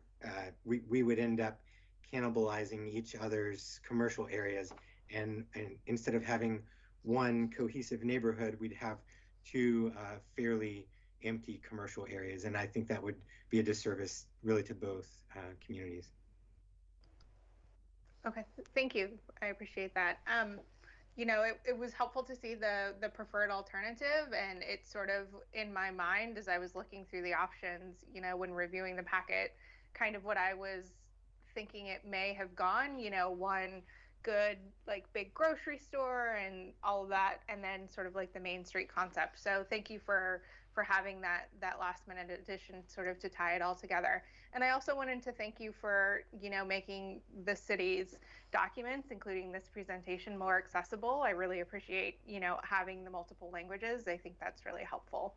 And I want to say that I also support the staff's recommendation of moving forward with River Terrace South in the mid-cycle and the River Terrace West to go ahead and be in the regular cycle, which is exactly the conversation, and the recommendation that we've had since we agreed to start planning these. So I think that we just remain consistent for all of the reasons that were stated. All right. Thank you, Councilor Lube. Youth Councilor Calderon, you want to jump in on this? Of course. Sorry. First, I would like to say I love that the presentation was also in Spanish. While my Spanish is not perfect, it was a great opportunity to practice, and I'm sure my teacher would be very proud of me. I would also say that the presentation was great. When I first saw the concepts from the large view. I was very confused as to what they meant, but the diagrams made it very clear. So that was fantastic. And then I know you just explained how King City has their new town center that they're working on and how we would likely not reach the 30%, but is there a rough estimate to what percentage we would be aiming for? Yes, there is, and it kind of depends on, I haven't done the percentage calculation, but I do know the acreage. In South, it's about 4 acres of employment lands that we would be looking at. And in West, it's anywhere between 9 and 19 acres. So the reason I don't have a good percentage on that is we've only recently gotten to a net acreage. So we know what the acreage of these areas is, but not all of that land is developable. We have to take out the areas that are considered significant wetlands, streams, vegetated corridors, that kind of thing. And we haven't done the calculation on what remains there in terms of that commercial percentage. It's safe to say that at a total of 13 to what would that be, 23 acres, we will not get to 30%. I mean, these two areas together are nearly 500 acres. So that's a pretty significant bar to try to achieve.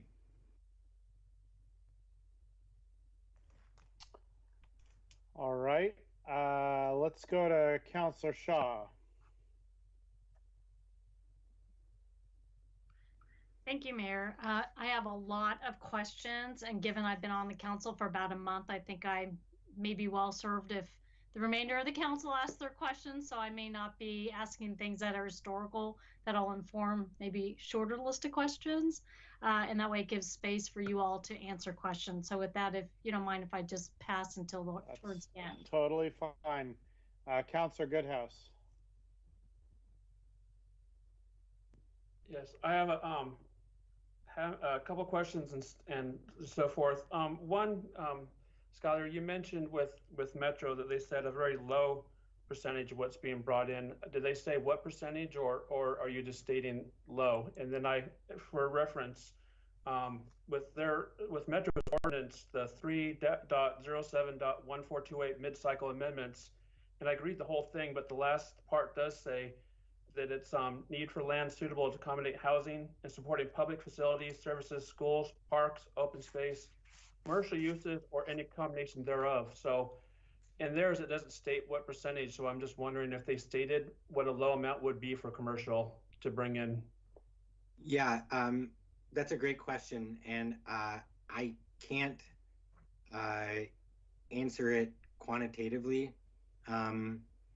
Metro's criteria is very subjective, and the code that you're citing there, actually earlier in that code, it states that mid-cycle applications are for residential only, and it was a little bit of a bar to get over for us to convince Metro staff that actually, well, it does state that, but then the criteria also say that it does include other things like supportive commercial uses. So we've never been given a quantitative, threshold, but we have been told by Metro staff that, though they were skeptical, I think, even at the outset of this project, once they saw the concept, they could support South, but the levels that were in West would not be supported by Metro staff. And that's been a common refrain that we've heard from them.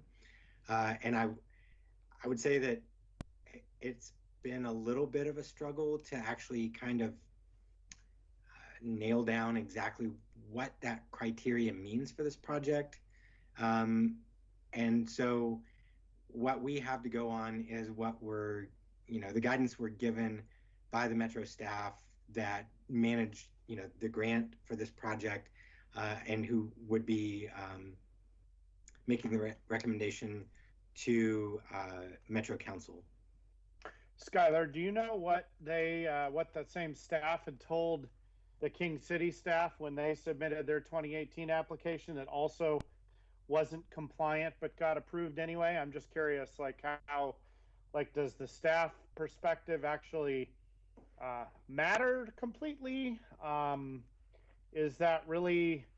I guess I'm just wary of that. And to Councilor Goodhouse's question, I guess I just want to understand what the staff role at Metro really is here. It's, in terms of structure, I can't really speak to what happened with King City or how that concept plan was handled. But in terms of structure and process, it's very similar to, the city's process for, comprehensive plan amendments, that kind of thing. Whereas they don't have a planning commission. I guess MPAC is the Metro Policy Advisory Committee is sort of their planning commission, but they don't make an official recommendation, I don't think. But the recommendation does come from the COO, and that COO recommendation is, basically brought to the COO by staff, and that recommends, or that functions as the staff recommendation to Metro Council. And then, of course, as a governing body, Metro Council can opt to follow staff recommendation, adopt with changes, or not adopt, the same as any body. One other thing that I might mention, though, is that these are subjective criteria, and they were basically the mid-cycle application came in, my understanding anyway, as the result of some back and forth with land advocates around housing when this process was developed, including, I think, Thousand Friends of Oregon. It's unfortunate that the criteria are as subjective as they are, because it does leave the process open to some interpretation. And then anytime you have a land use process that's a little more open to interpretation, there's some greater amount of risk there. So, that's something I would presume that the Metro Council would have to weigh, were they to consider, something that might go against the stated goal of the mid-cycle application in the code. Councilor Goodhouse, go ahead and continue with your question. Sorry, I interrupted there a little bit, but I thought it was germane to what we were talking about. I appreciate it. The next question I was going to say from the presentation, it seems with you're talking about the west presentation and the commercial need, and then with South Cooper Mountain needing more of that being done, and currently with South Cooper Mountain ground being broken and homes being built, that would be more of something that would be used or be useful to that area. If we did a combined application combining south and west, with those numbers, you would have a lower, wouldn't you have a lower commercial overall percentage if you combine those two together and did one large application? And then that would be something sooner that we could also have that commercial asset on the tax rolls that we could start collecting sooner than taking the chance in 3 years that possibly that may not be approved or have to be waited on. So there's two questions there that I'll address. The first would be a combined application. If we received direction from council to pursue River Terrace West with the mid-cycle, I would strongly recommend not combining the two applications, to leave them as separate, for the purposes of would one of them be appealed, the other one would not be in like the same legal limbo. We do know that the last UGB expansion was appealed. I believe it might still be at the Court of Appeals with no resolution yet. So officially, I don't know if King City could actually annex and develop yet. So that's one thought. And then the other is that I hear what you're saying about the getting the commercial online a little sooner to support the development that's already going on in South Cooper Mountain. What the commercial market analysis is telling us and what our consultant, Leland Consulting Group, is telling us in no uncertain terms is that with these types of developments, there's a cautionary tale that the commercial is always the last piece to develop because the developer community wants to make sure that the space is leasable, and the companies who are going to lease the space want to make sure that they have a certain number of rooftops, if you will, that are going to patronize those areas.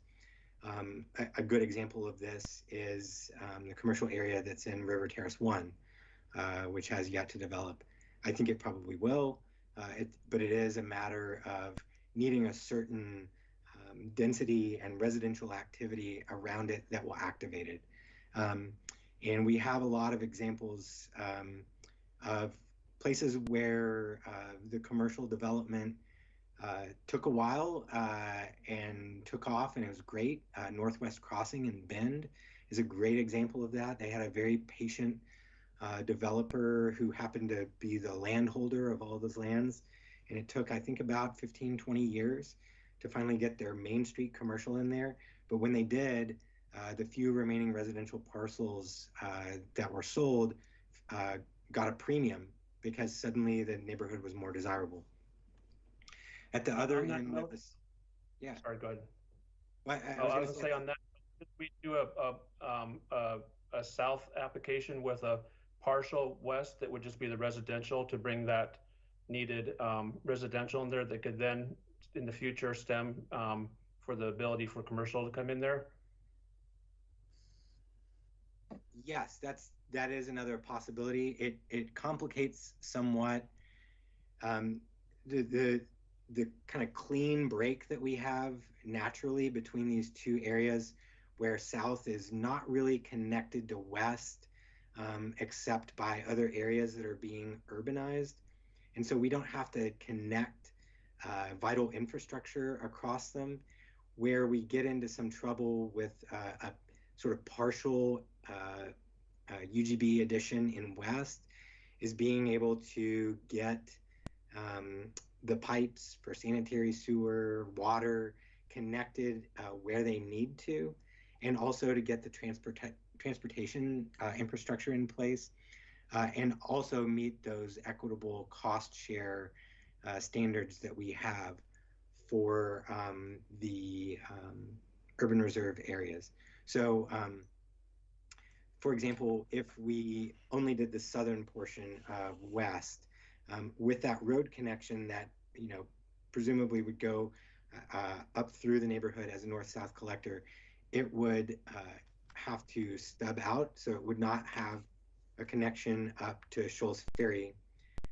That roadway would be the roadway that would contain the pipes to connect the upper portion. We know that there is a pump station that's needed in west. We'd have to be very careful about where that went. So, I'm not saying that there isn't a way that the math could be done on that. We have not done that to date. And if I'm being truly honest, it would be a pretty heavy lift for our consultant team, given the time constraints that we have on this project, to make that analysis now. But I haven't asked, so I don't know what's possible. Mr. McGuire's had his hand up. Tom, you want to speak? Yes, thank you, Mr. Mayor, and good evening, councilors. Tom McGuire, Assistant Community Development Director, and I wanted to Sorry, I forgot to raise my hand when I wanted to ask the question, but I wanted to add an important point to your question, Mr. Mayor, and that is a distinction between King City's ask, which was approved in 2018, is that was done through the regular metro cycle, which doesn't have those limitations on residential. We are going to be applying at this new, and this is a new mid-cycle process. We will be the first ones to actually go through that process. So that's why there's no previous examples to tell us kind of what supportive commercial actually means. Yeah, no, my understanding is that their application didn't comply with a number of the requirements, but that and that's more what I'm getting at, Mr. McGuire, not that it was specifically on that point, but that their application didn't comply. It didn't comply on purpose, and they were still able to get it approved because the Metro staff and then the council approved it. So I'm just trying to, you know, and my understanding is in that case, the staff recommendation, all of this is about whether we can really presuppose what Metro is going to do if we have a really clear idea of what we want to do and why we want to do it and it's justifiable. You know, there is a lot of pushback from communities all over the region, including our community, about Metro's control and telling us what we can do and not do with our own plans.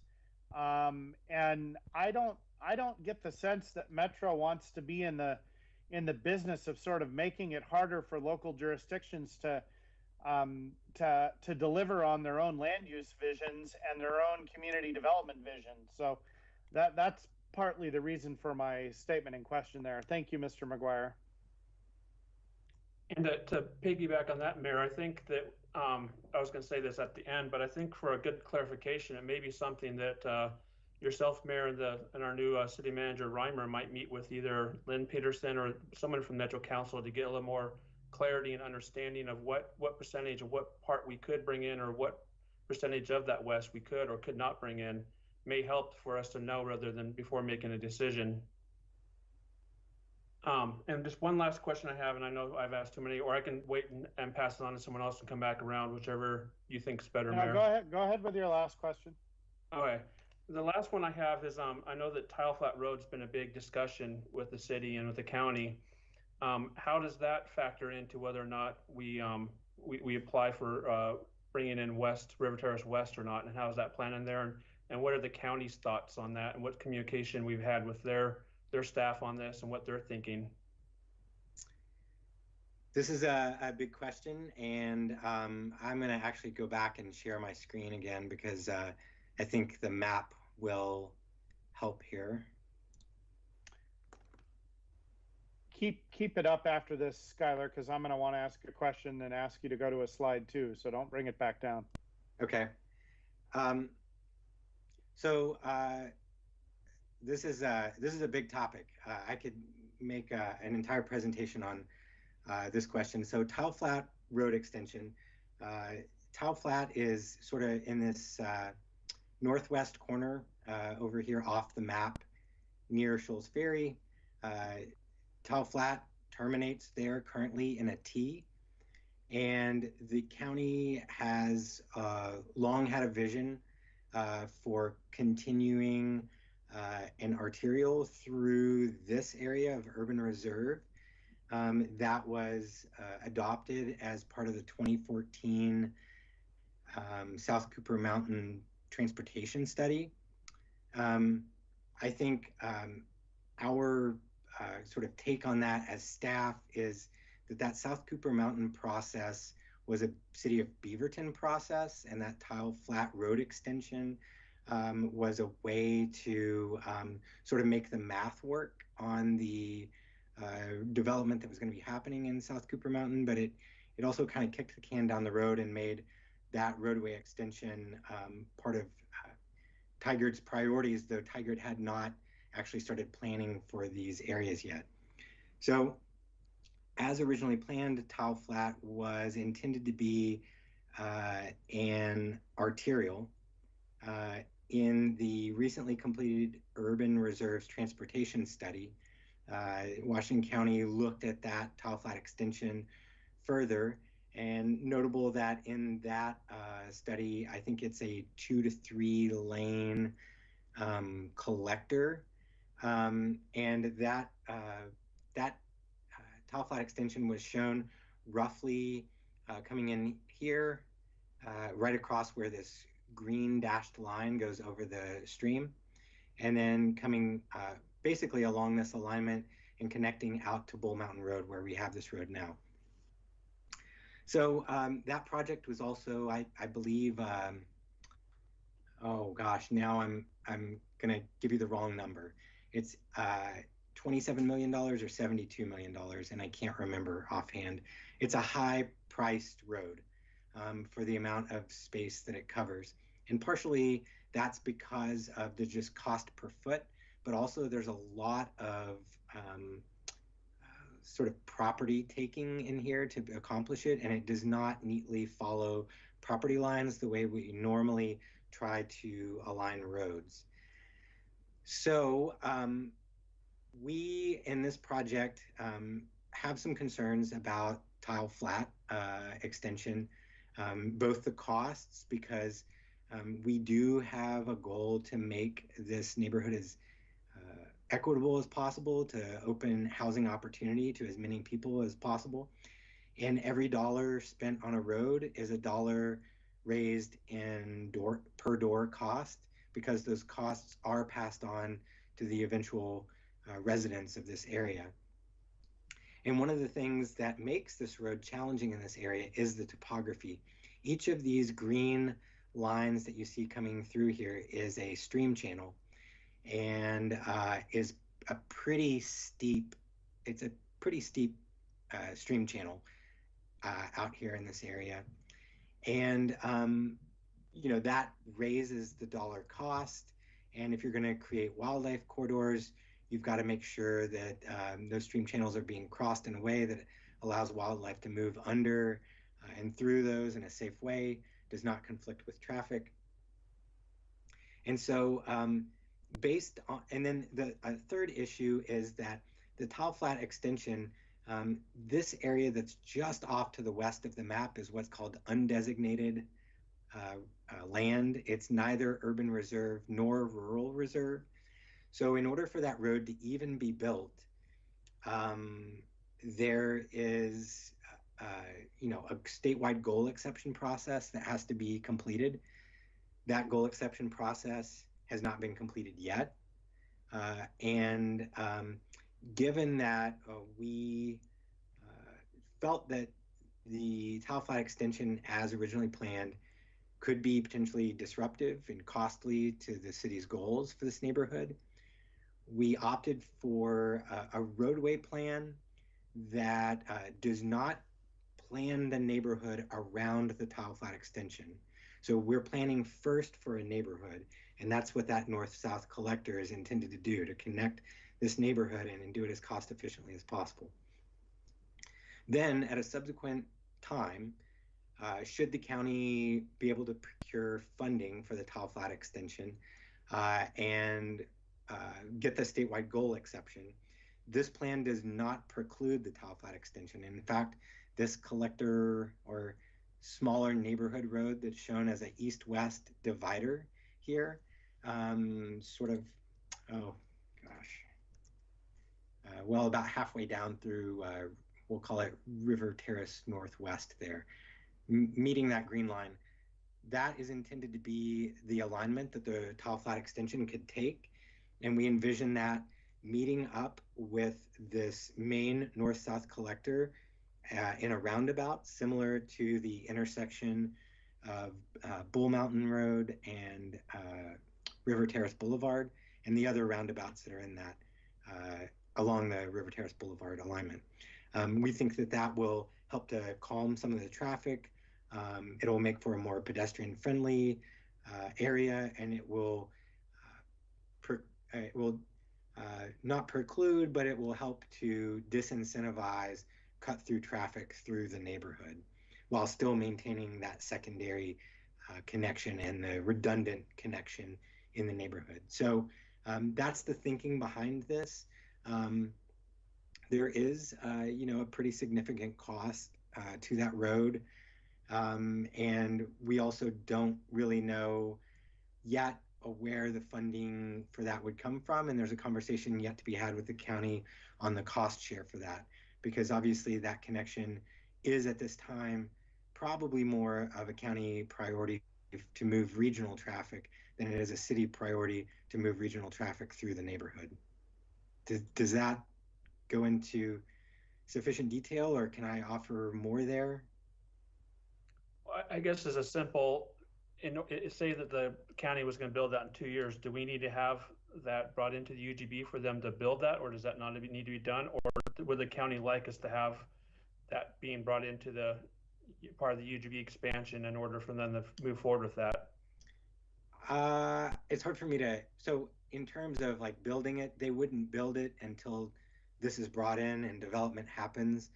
And I don't want to speak for them, but I think it's safe to say that they would anticipate that the road would be built with development. So in other words, sort of like River Terrace Boulevard, as development occurs, that roadway is extended.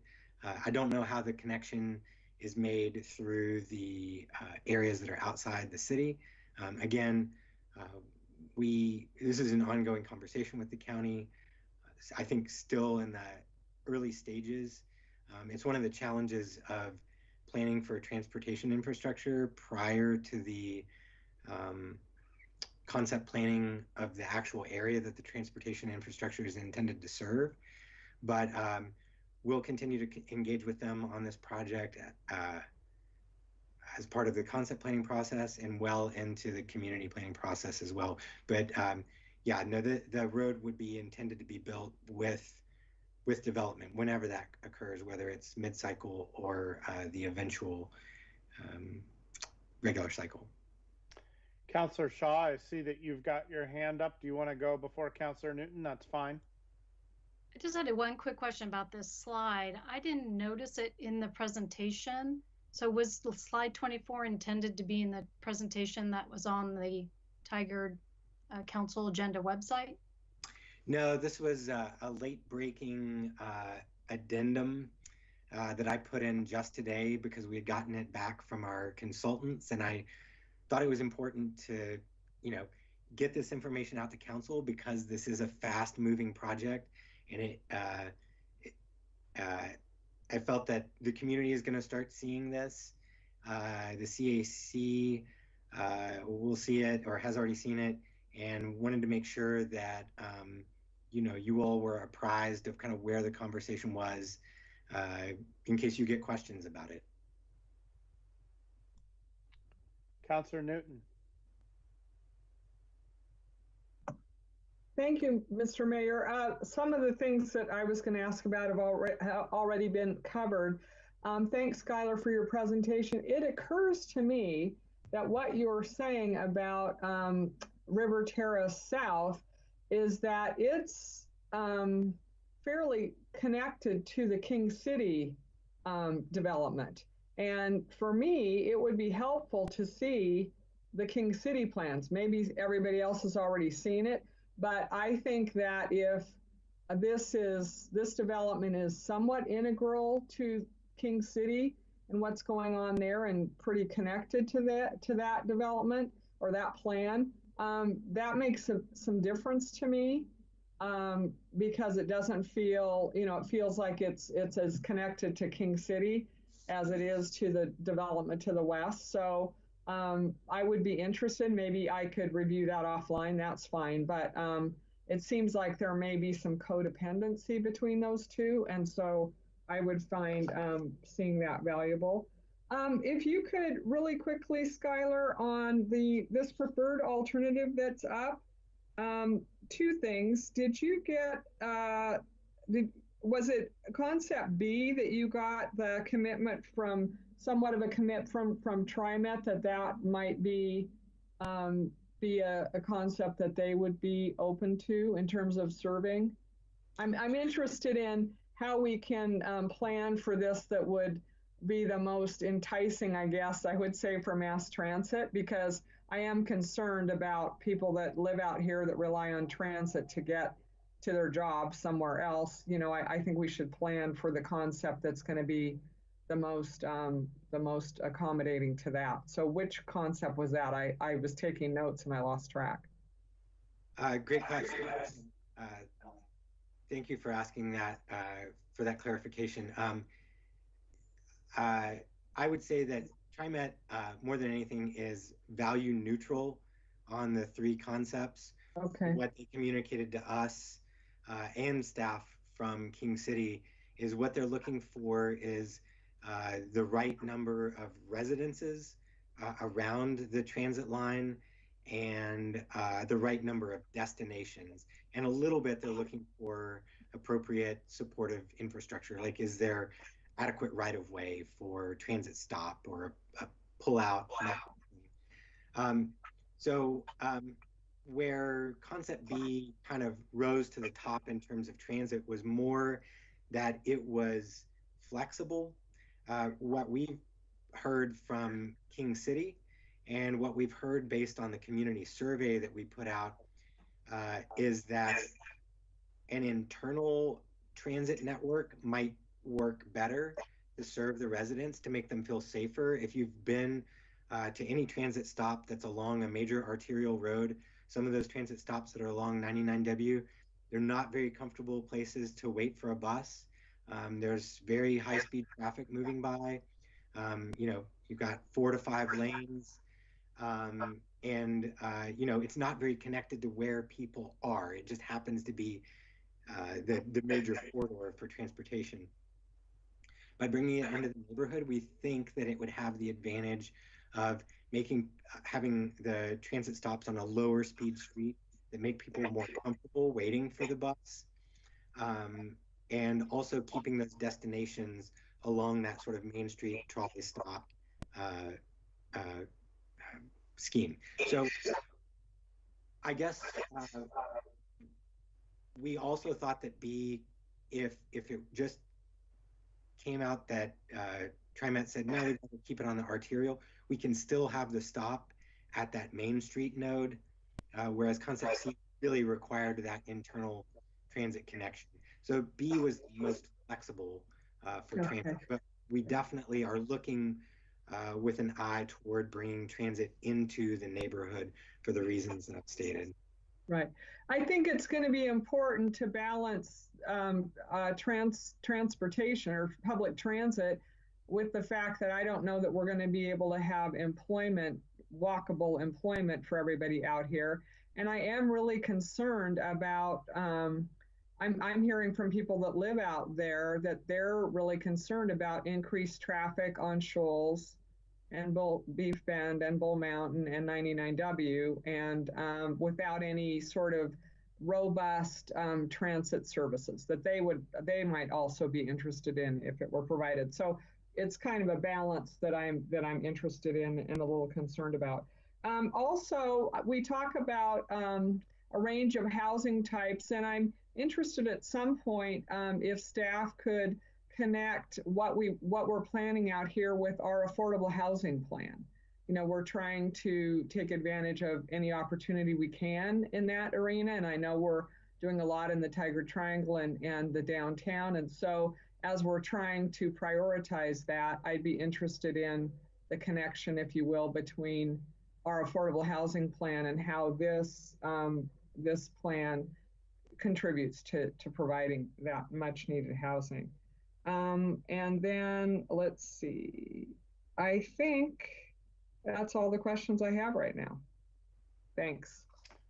If I may, quickly, we do have a small affordable housing component that will be part of the final report. It is one of the last pieces that will be built because it sort of relies on the neighborhood build out to be kind of planned for. And then at a policy level, the consultant team, it's an affordable housing specialist, will make some policy recommendations for how the city can incentivize and lower barriers to the construction of affordable housing in this neighborhood to make sure that it is open to as many Tigard residents as possible. Councilor Newton, did you have a follow-up? You have your hand up? I forgot I had one other question, or one other concern. I continue to be concerned about how we're going to serve this area with police, parks. You know, we had the presentation about, you know, love our Tigard residents, but they are more expensive to provide services to. So I've asked that question in the past, and staff has probably appropriately said now's not the time, but I do continue to be concerned about how we're going to serve this area with particularly police and park maintenance services. So that's on my mind. Thanks. So Skylar, can you go to slide 13?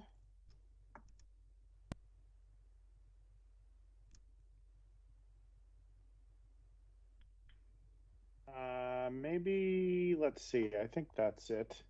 So I have a question about this slide. When you were presenting, I thought I heard you say that 93% were people that were owners and 7% were people that were renters. But when I read the slide, I thought this was about a preference and not necessarily the actual. Can you comment on, did I misunderstand what you said, or help me with this? No, you are correct. I misspoke. We do actually have a very high percentage in the mid 90s, I think, of respondents who were homeowners. And I probably got flipped around and thought that I was presenting that number when what I was actually presenting was the number of people who prefer to own the place where they live. But those two numbers are fairly similar. I can get you the actual breakdown there. So that's of the people that the other number you're talking about is the people that participated in the survey? Yes. Okay, that's just surprising given how many, like, it's not anywhere near 90% home ownership in the city. So I would have expected it to be more similar, to be, you know, to be representative of, you know, the community at large, but that would suggest we have a fairly skewed set of data, actually. Yes, I would actually agree. We also have a much higher participation among white residents than would be represented in the American Community Survey, a higher representation among households with $150,000 or more in income than would be, you know, expected if it were a sample that reflected the ACS data. So it definitely skews a little bit toward that end. Oh, it sounds like a lot skewed. In my, I mean, if that's anyway, that's concerning that it's not representative, but I understand. I want to ask a question about the percentages in this question about Metro and Metro staff, because when I think about the math, you know, the difference between 4 acres out of 250 acres approximately, or 19 acres out of 250 acres, those are really small percentages no matter what. So are we really confident that that's really like some deciding factor for Metro? Because I find that a little hard to believe that somehow 4 is good, but 19 out of that much is way too much. Like, that just sort of, it doesn't pass the doesn't make sense test for me. I'll just be honest. So that's a comment. I don't know if you want to respond to it or not, but. I don't think I have a really good response. It's, I will say a little, the whole process with Metro and the level of commercial that would be acceptable has been, you know, a box that we don't know what kind of goes on inside it. And, you know, I do think that it's, you know, we have worked with Metro staff to this point, to get to the point where we're at, and that's what I can offer. Metro staff, our contact for this project is Tim O'Brien, and he's the grant manager for this. He's communicated to us on multiple occasions that, starting off, no commercial at all. We, through the process of, months now, have gotten to the point where we have gotten kind of a tepid thumbs up on River Terrace South, I think. And of course, that's still not, that a staff thumbs up is not necessarily the outcome, right? But it's just that, at least staff will support it. But again, we've just been told that the levels in West would not get staff support. So to push back on that is, sometimes a little challenging given the relative role that we play with Metro. At least for me as a staff person, I'm certain that others can push the issue, but as much as possible, I have to be responsible to meeting the criteria that I'm given to get the project through. But I'm certainly open to direction. The other comment and maybe question as well that I have is a couple of members of the Community Advisory Committee indicated to me that they, despite meetings for the last 4 to 5 months, this topic around employment land in West River Terrace was not raised until a meeting last week. Is that accurate? And if so, why? It's partially that we focused, it's the way that we sort of entered into the concept planning with this group, because they are not land use planning professionals. The first meeting, we did not even show them a map of where we were talking about, because we really wanted them to focus on what makes a great neighborhood. That was the entire 2-hour meeting with our Community Advisory Committee. And we were really asking them questions about, what do you love about your neighborhood? What do you wish was different about your neighborhood? What kind of places do you want to live? What kind of services do you want to see? What kind of parks do you like? What kind of transportation system do you want to have? And then with the second meeting, we start to dial into, orienting them to where we're talking about in the landscape. And we start to look at more of the housing policy and that element of it.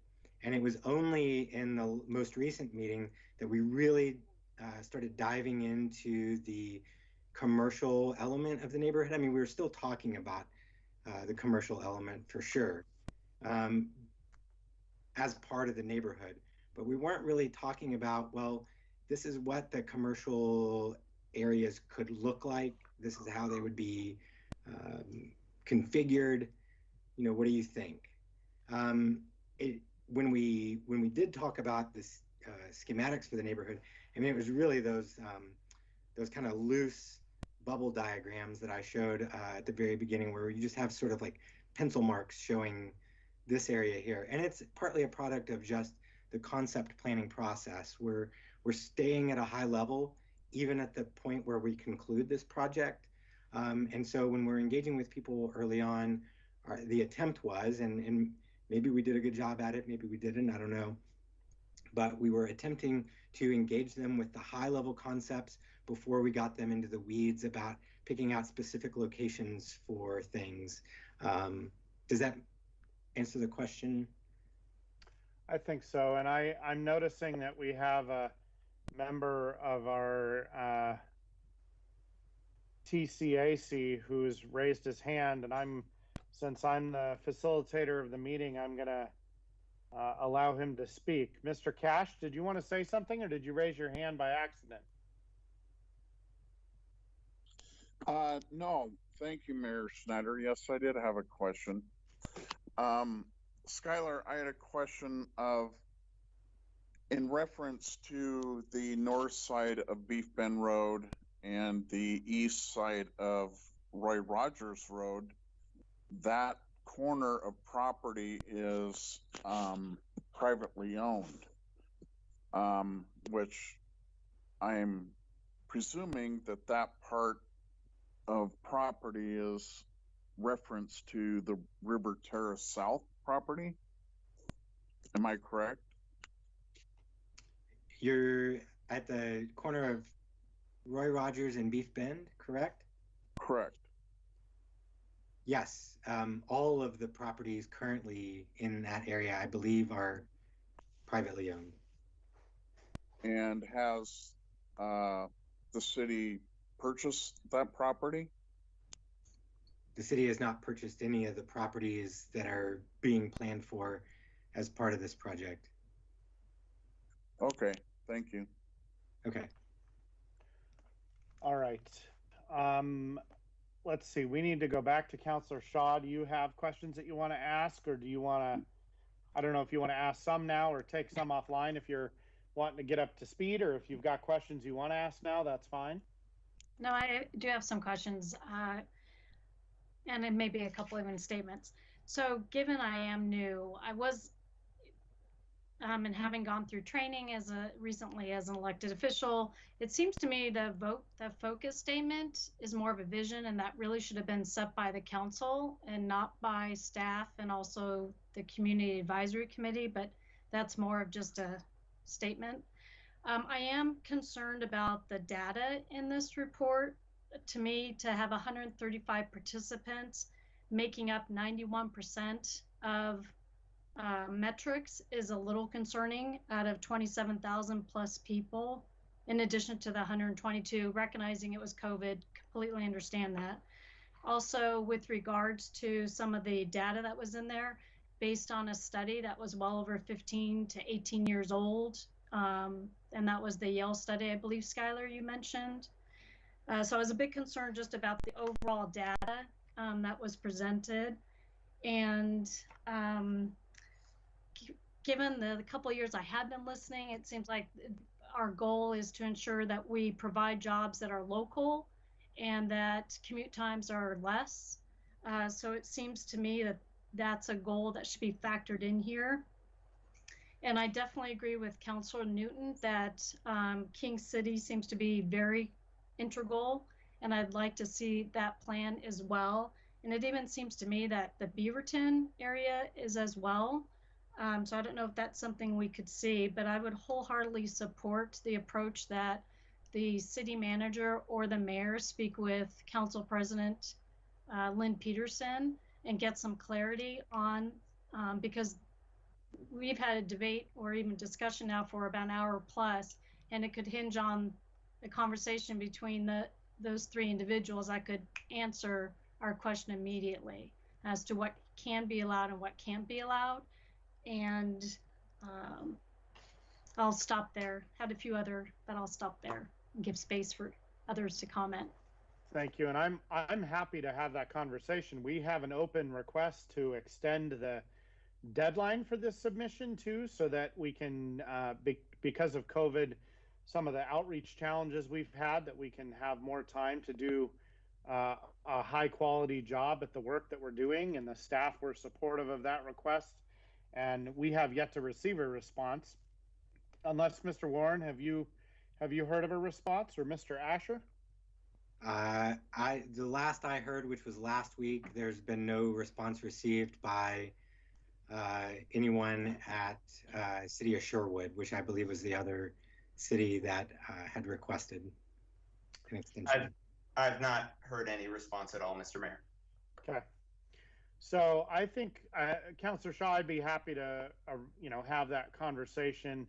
And I think the Tiger team can figure out who on staff, in addition to me, should be in that conversation. But I'd be happy to do that and try to get maybe a better read on this.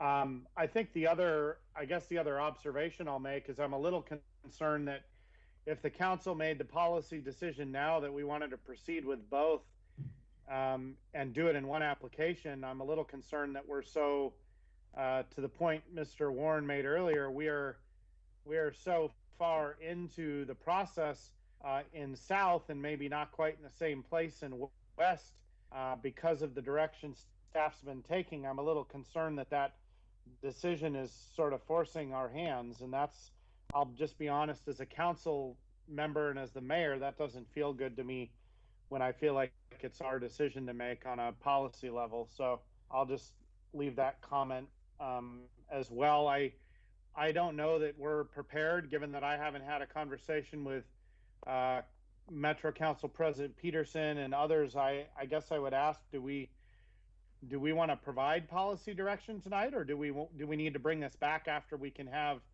more of that political conversation? I think bring it back. You know, we have, like you said, we spent so many hours talking about this, or time. We don't know what we really can or can't do. And I agree with your last comment you made, Mayor, that it kind of decision up for the council to make, and we've kind of been forced into a decision. But it'd be good to have you, city manager, or staff member, talk with Metro Council President Lynn Peterson, and even talk with the county, maybe regarding Tile Flat Road.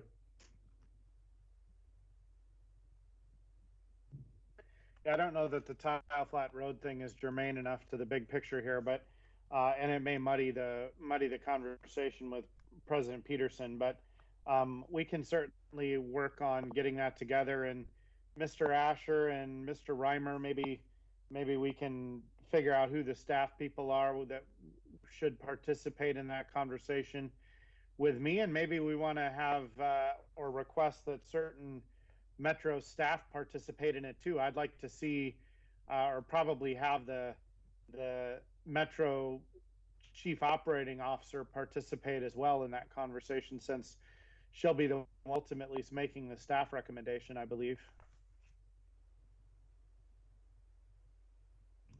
Mr. Asher. Thanks, Mr. Mayor. To that point, happy to follow up, and I'm sure City Manager Reimer will be chatting with me tomorrow. Did have a question for Mr. Warren, though, and it relates to the concern you just raised. Skylar, are we too far along in this process to include River Terrace West in a UGB application, if that's the council's desire? No. As I said, the end result of this concept planning process will be a complete concept plan for each that is prepared and ready.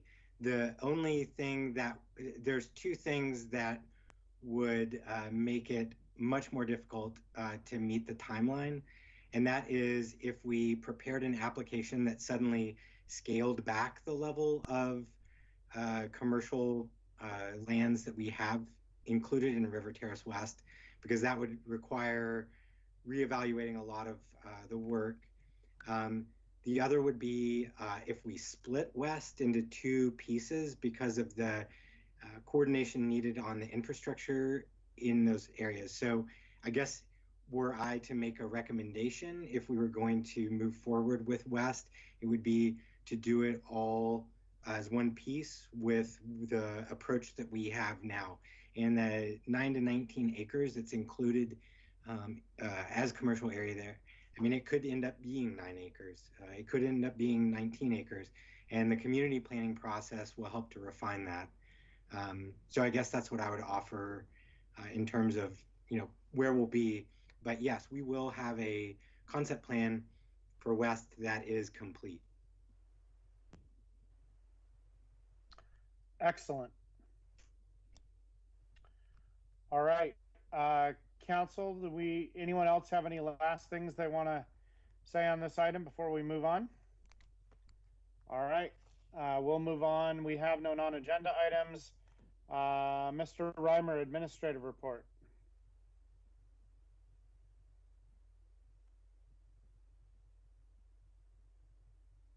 Well, good evening again, Mayor, Council President, and councilors, and my teammates that are on the call, as well as community members. I'd like to start our administrative reports now with recognizing a teammate or a group of teammates for their efforts in really advancing our strategic priorities and values. And tonight we're going to start with our library strategic plan core team, 3 different teammates. It's Amber Bell, Callie Meldrum, and Jean Peliquin. They have been leading this effort, and one of the most recent things they did is went through a community survey process where we had over 1,000 responses, which is absolutely fantastic when we're trying to engage our entire community. next are going to start having some conversations with the community as well as some of our partner organizations. And so I just want to say thanks to the three of them as well as many others who have been engaged in this. I'd also be remiss if I didn't say thank you to our two Kathys for all of their leadership over the past multiple months. I know in my time here, I've learned a great deal from them as well as many others. And I just really want to say thanks to them for onboarding me into this organization and making sure it was in a great spot. So thanks to both of them again. Just a few highlights and updates for you. As you know, it's Black History Month, and so we will be celebrating the month, and hopefully we celebrate it all the time, but we're going to specifically in February celebrate Black History Month, a variety of things, some podcasts, our diversity, equity, inclusion advisory team, as well as our library. We'll have different reading lists that are out for kids and families and others, and so more to come on that, but as we all work together to celebrate Black History Month. Our police department is going to, and our chief is going to be hosting a community conversation this Thursday, which is February 4th, co-hosted by Unite Oregon. And the event will be held with the Spanish, English, and Arabic communities and focused on many community source topics, such as the protests and riots that we experienced, racial profiling, immigration, and domestic violence topics. And so we will be sure to report back to all of you on this and to let you know that event. What time is that on the 4th? I don't have the time, so if one of my teammates, if the chief or Kathy has that, if they could. I'm mostly wanting to make sure if it conflicts with my fireside chat that we change that or fix it. So that's my reason for asking. We'll follow up on that item, okay. Mr. Mayor. I believe it's 5 o'clock. 5:30. I have 5:30 till 8. All right. We'll probably need to consider moving my fireside chat, but maybe we'll do them both together. Okay, we'll follow up with you on that, Mayor. Just a couple of follow-ups on some of our funding for our community. First is the Resident Aid Fund of Tigard, known as RAFT. As you know, the council allocated an additional $100,000, and so we received 12 applications by the deadline, and we'll be reviewing, I believe, this week. I believe Council President Lube, you're on that committee as well. And our goal is to make a decision and start to distribute the funds by the end of this month.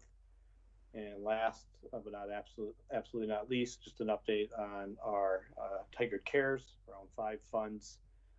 As you know, MISO distributed 186 awards totaling just under $900,000. And a breakdown of some of the stats of the businesses where 85% of the grantees were businesses with storefronts, 41% of the grantees were women-owned businesses, 51% were minority-owned businesses, 46 were businesses that were emerging, small businesses, and so these funds really helped sustain them through this. And then 54% of the businesses have been in business for over 6 years. And we will then follow up on the public comment reports or comments, as well as the discussion we just had in follow-up with Metro. And that concludes my remarks this evening. Thanks again. Thank you, City Manager. We have no executive session scheduled. Is there a motion for adjournment?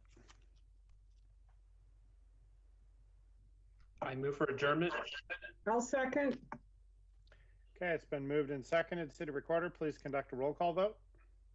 Councilor Goodhouse? Yes. Councilor Newton? Yes. Council President Lube? Yes.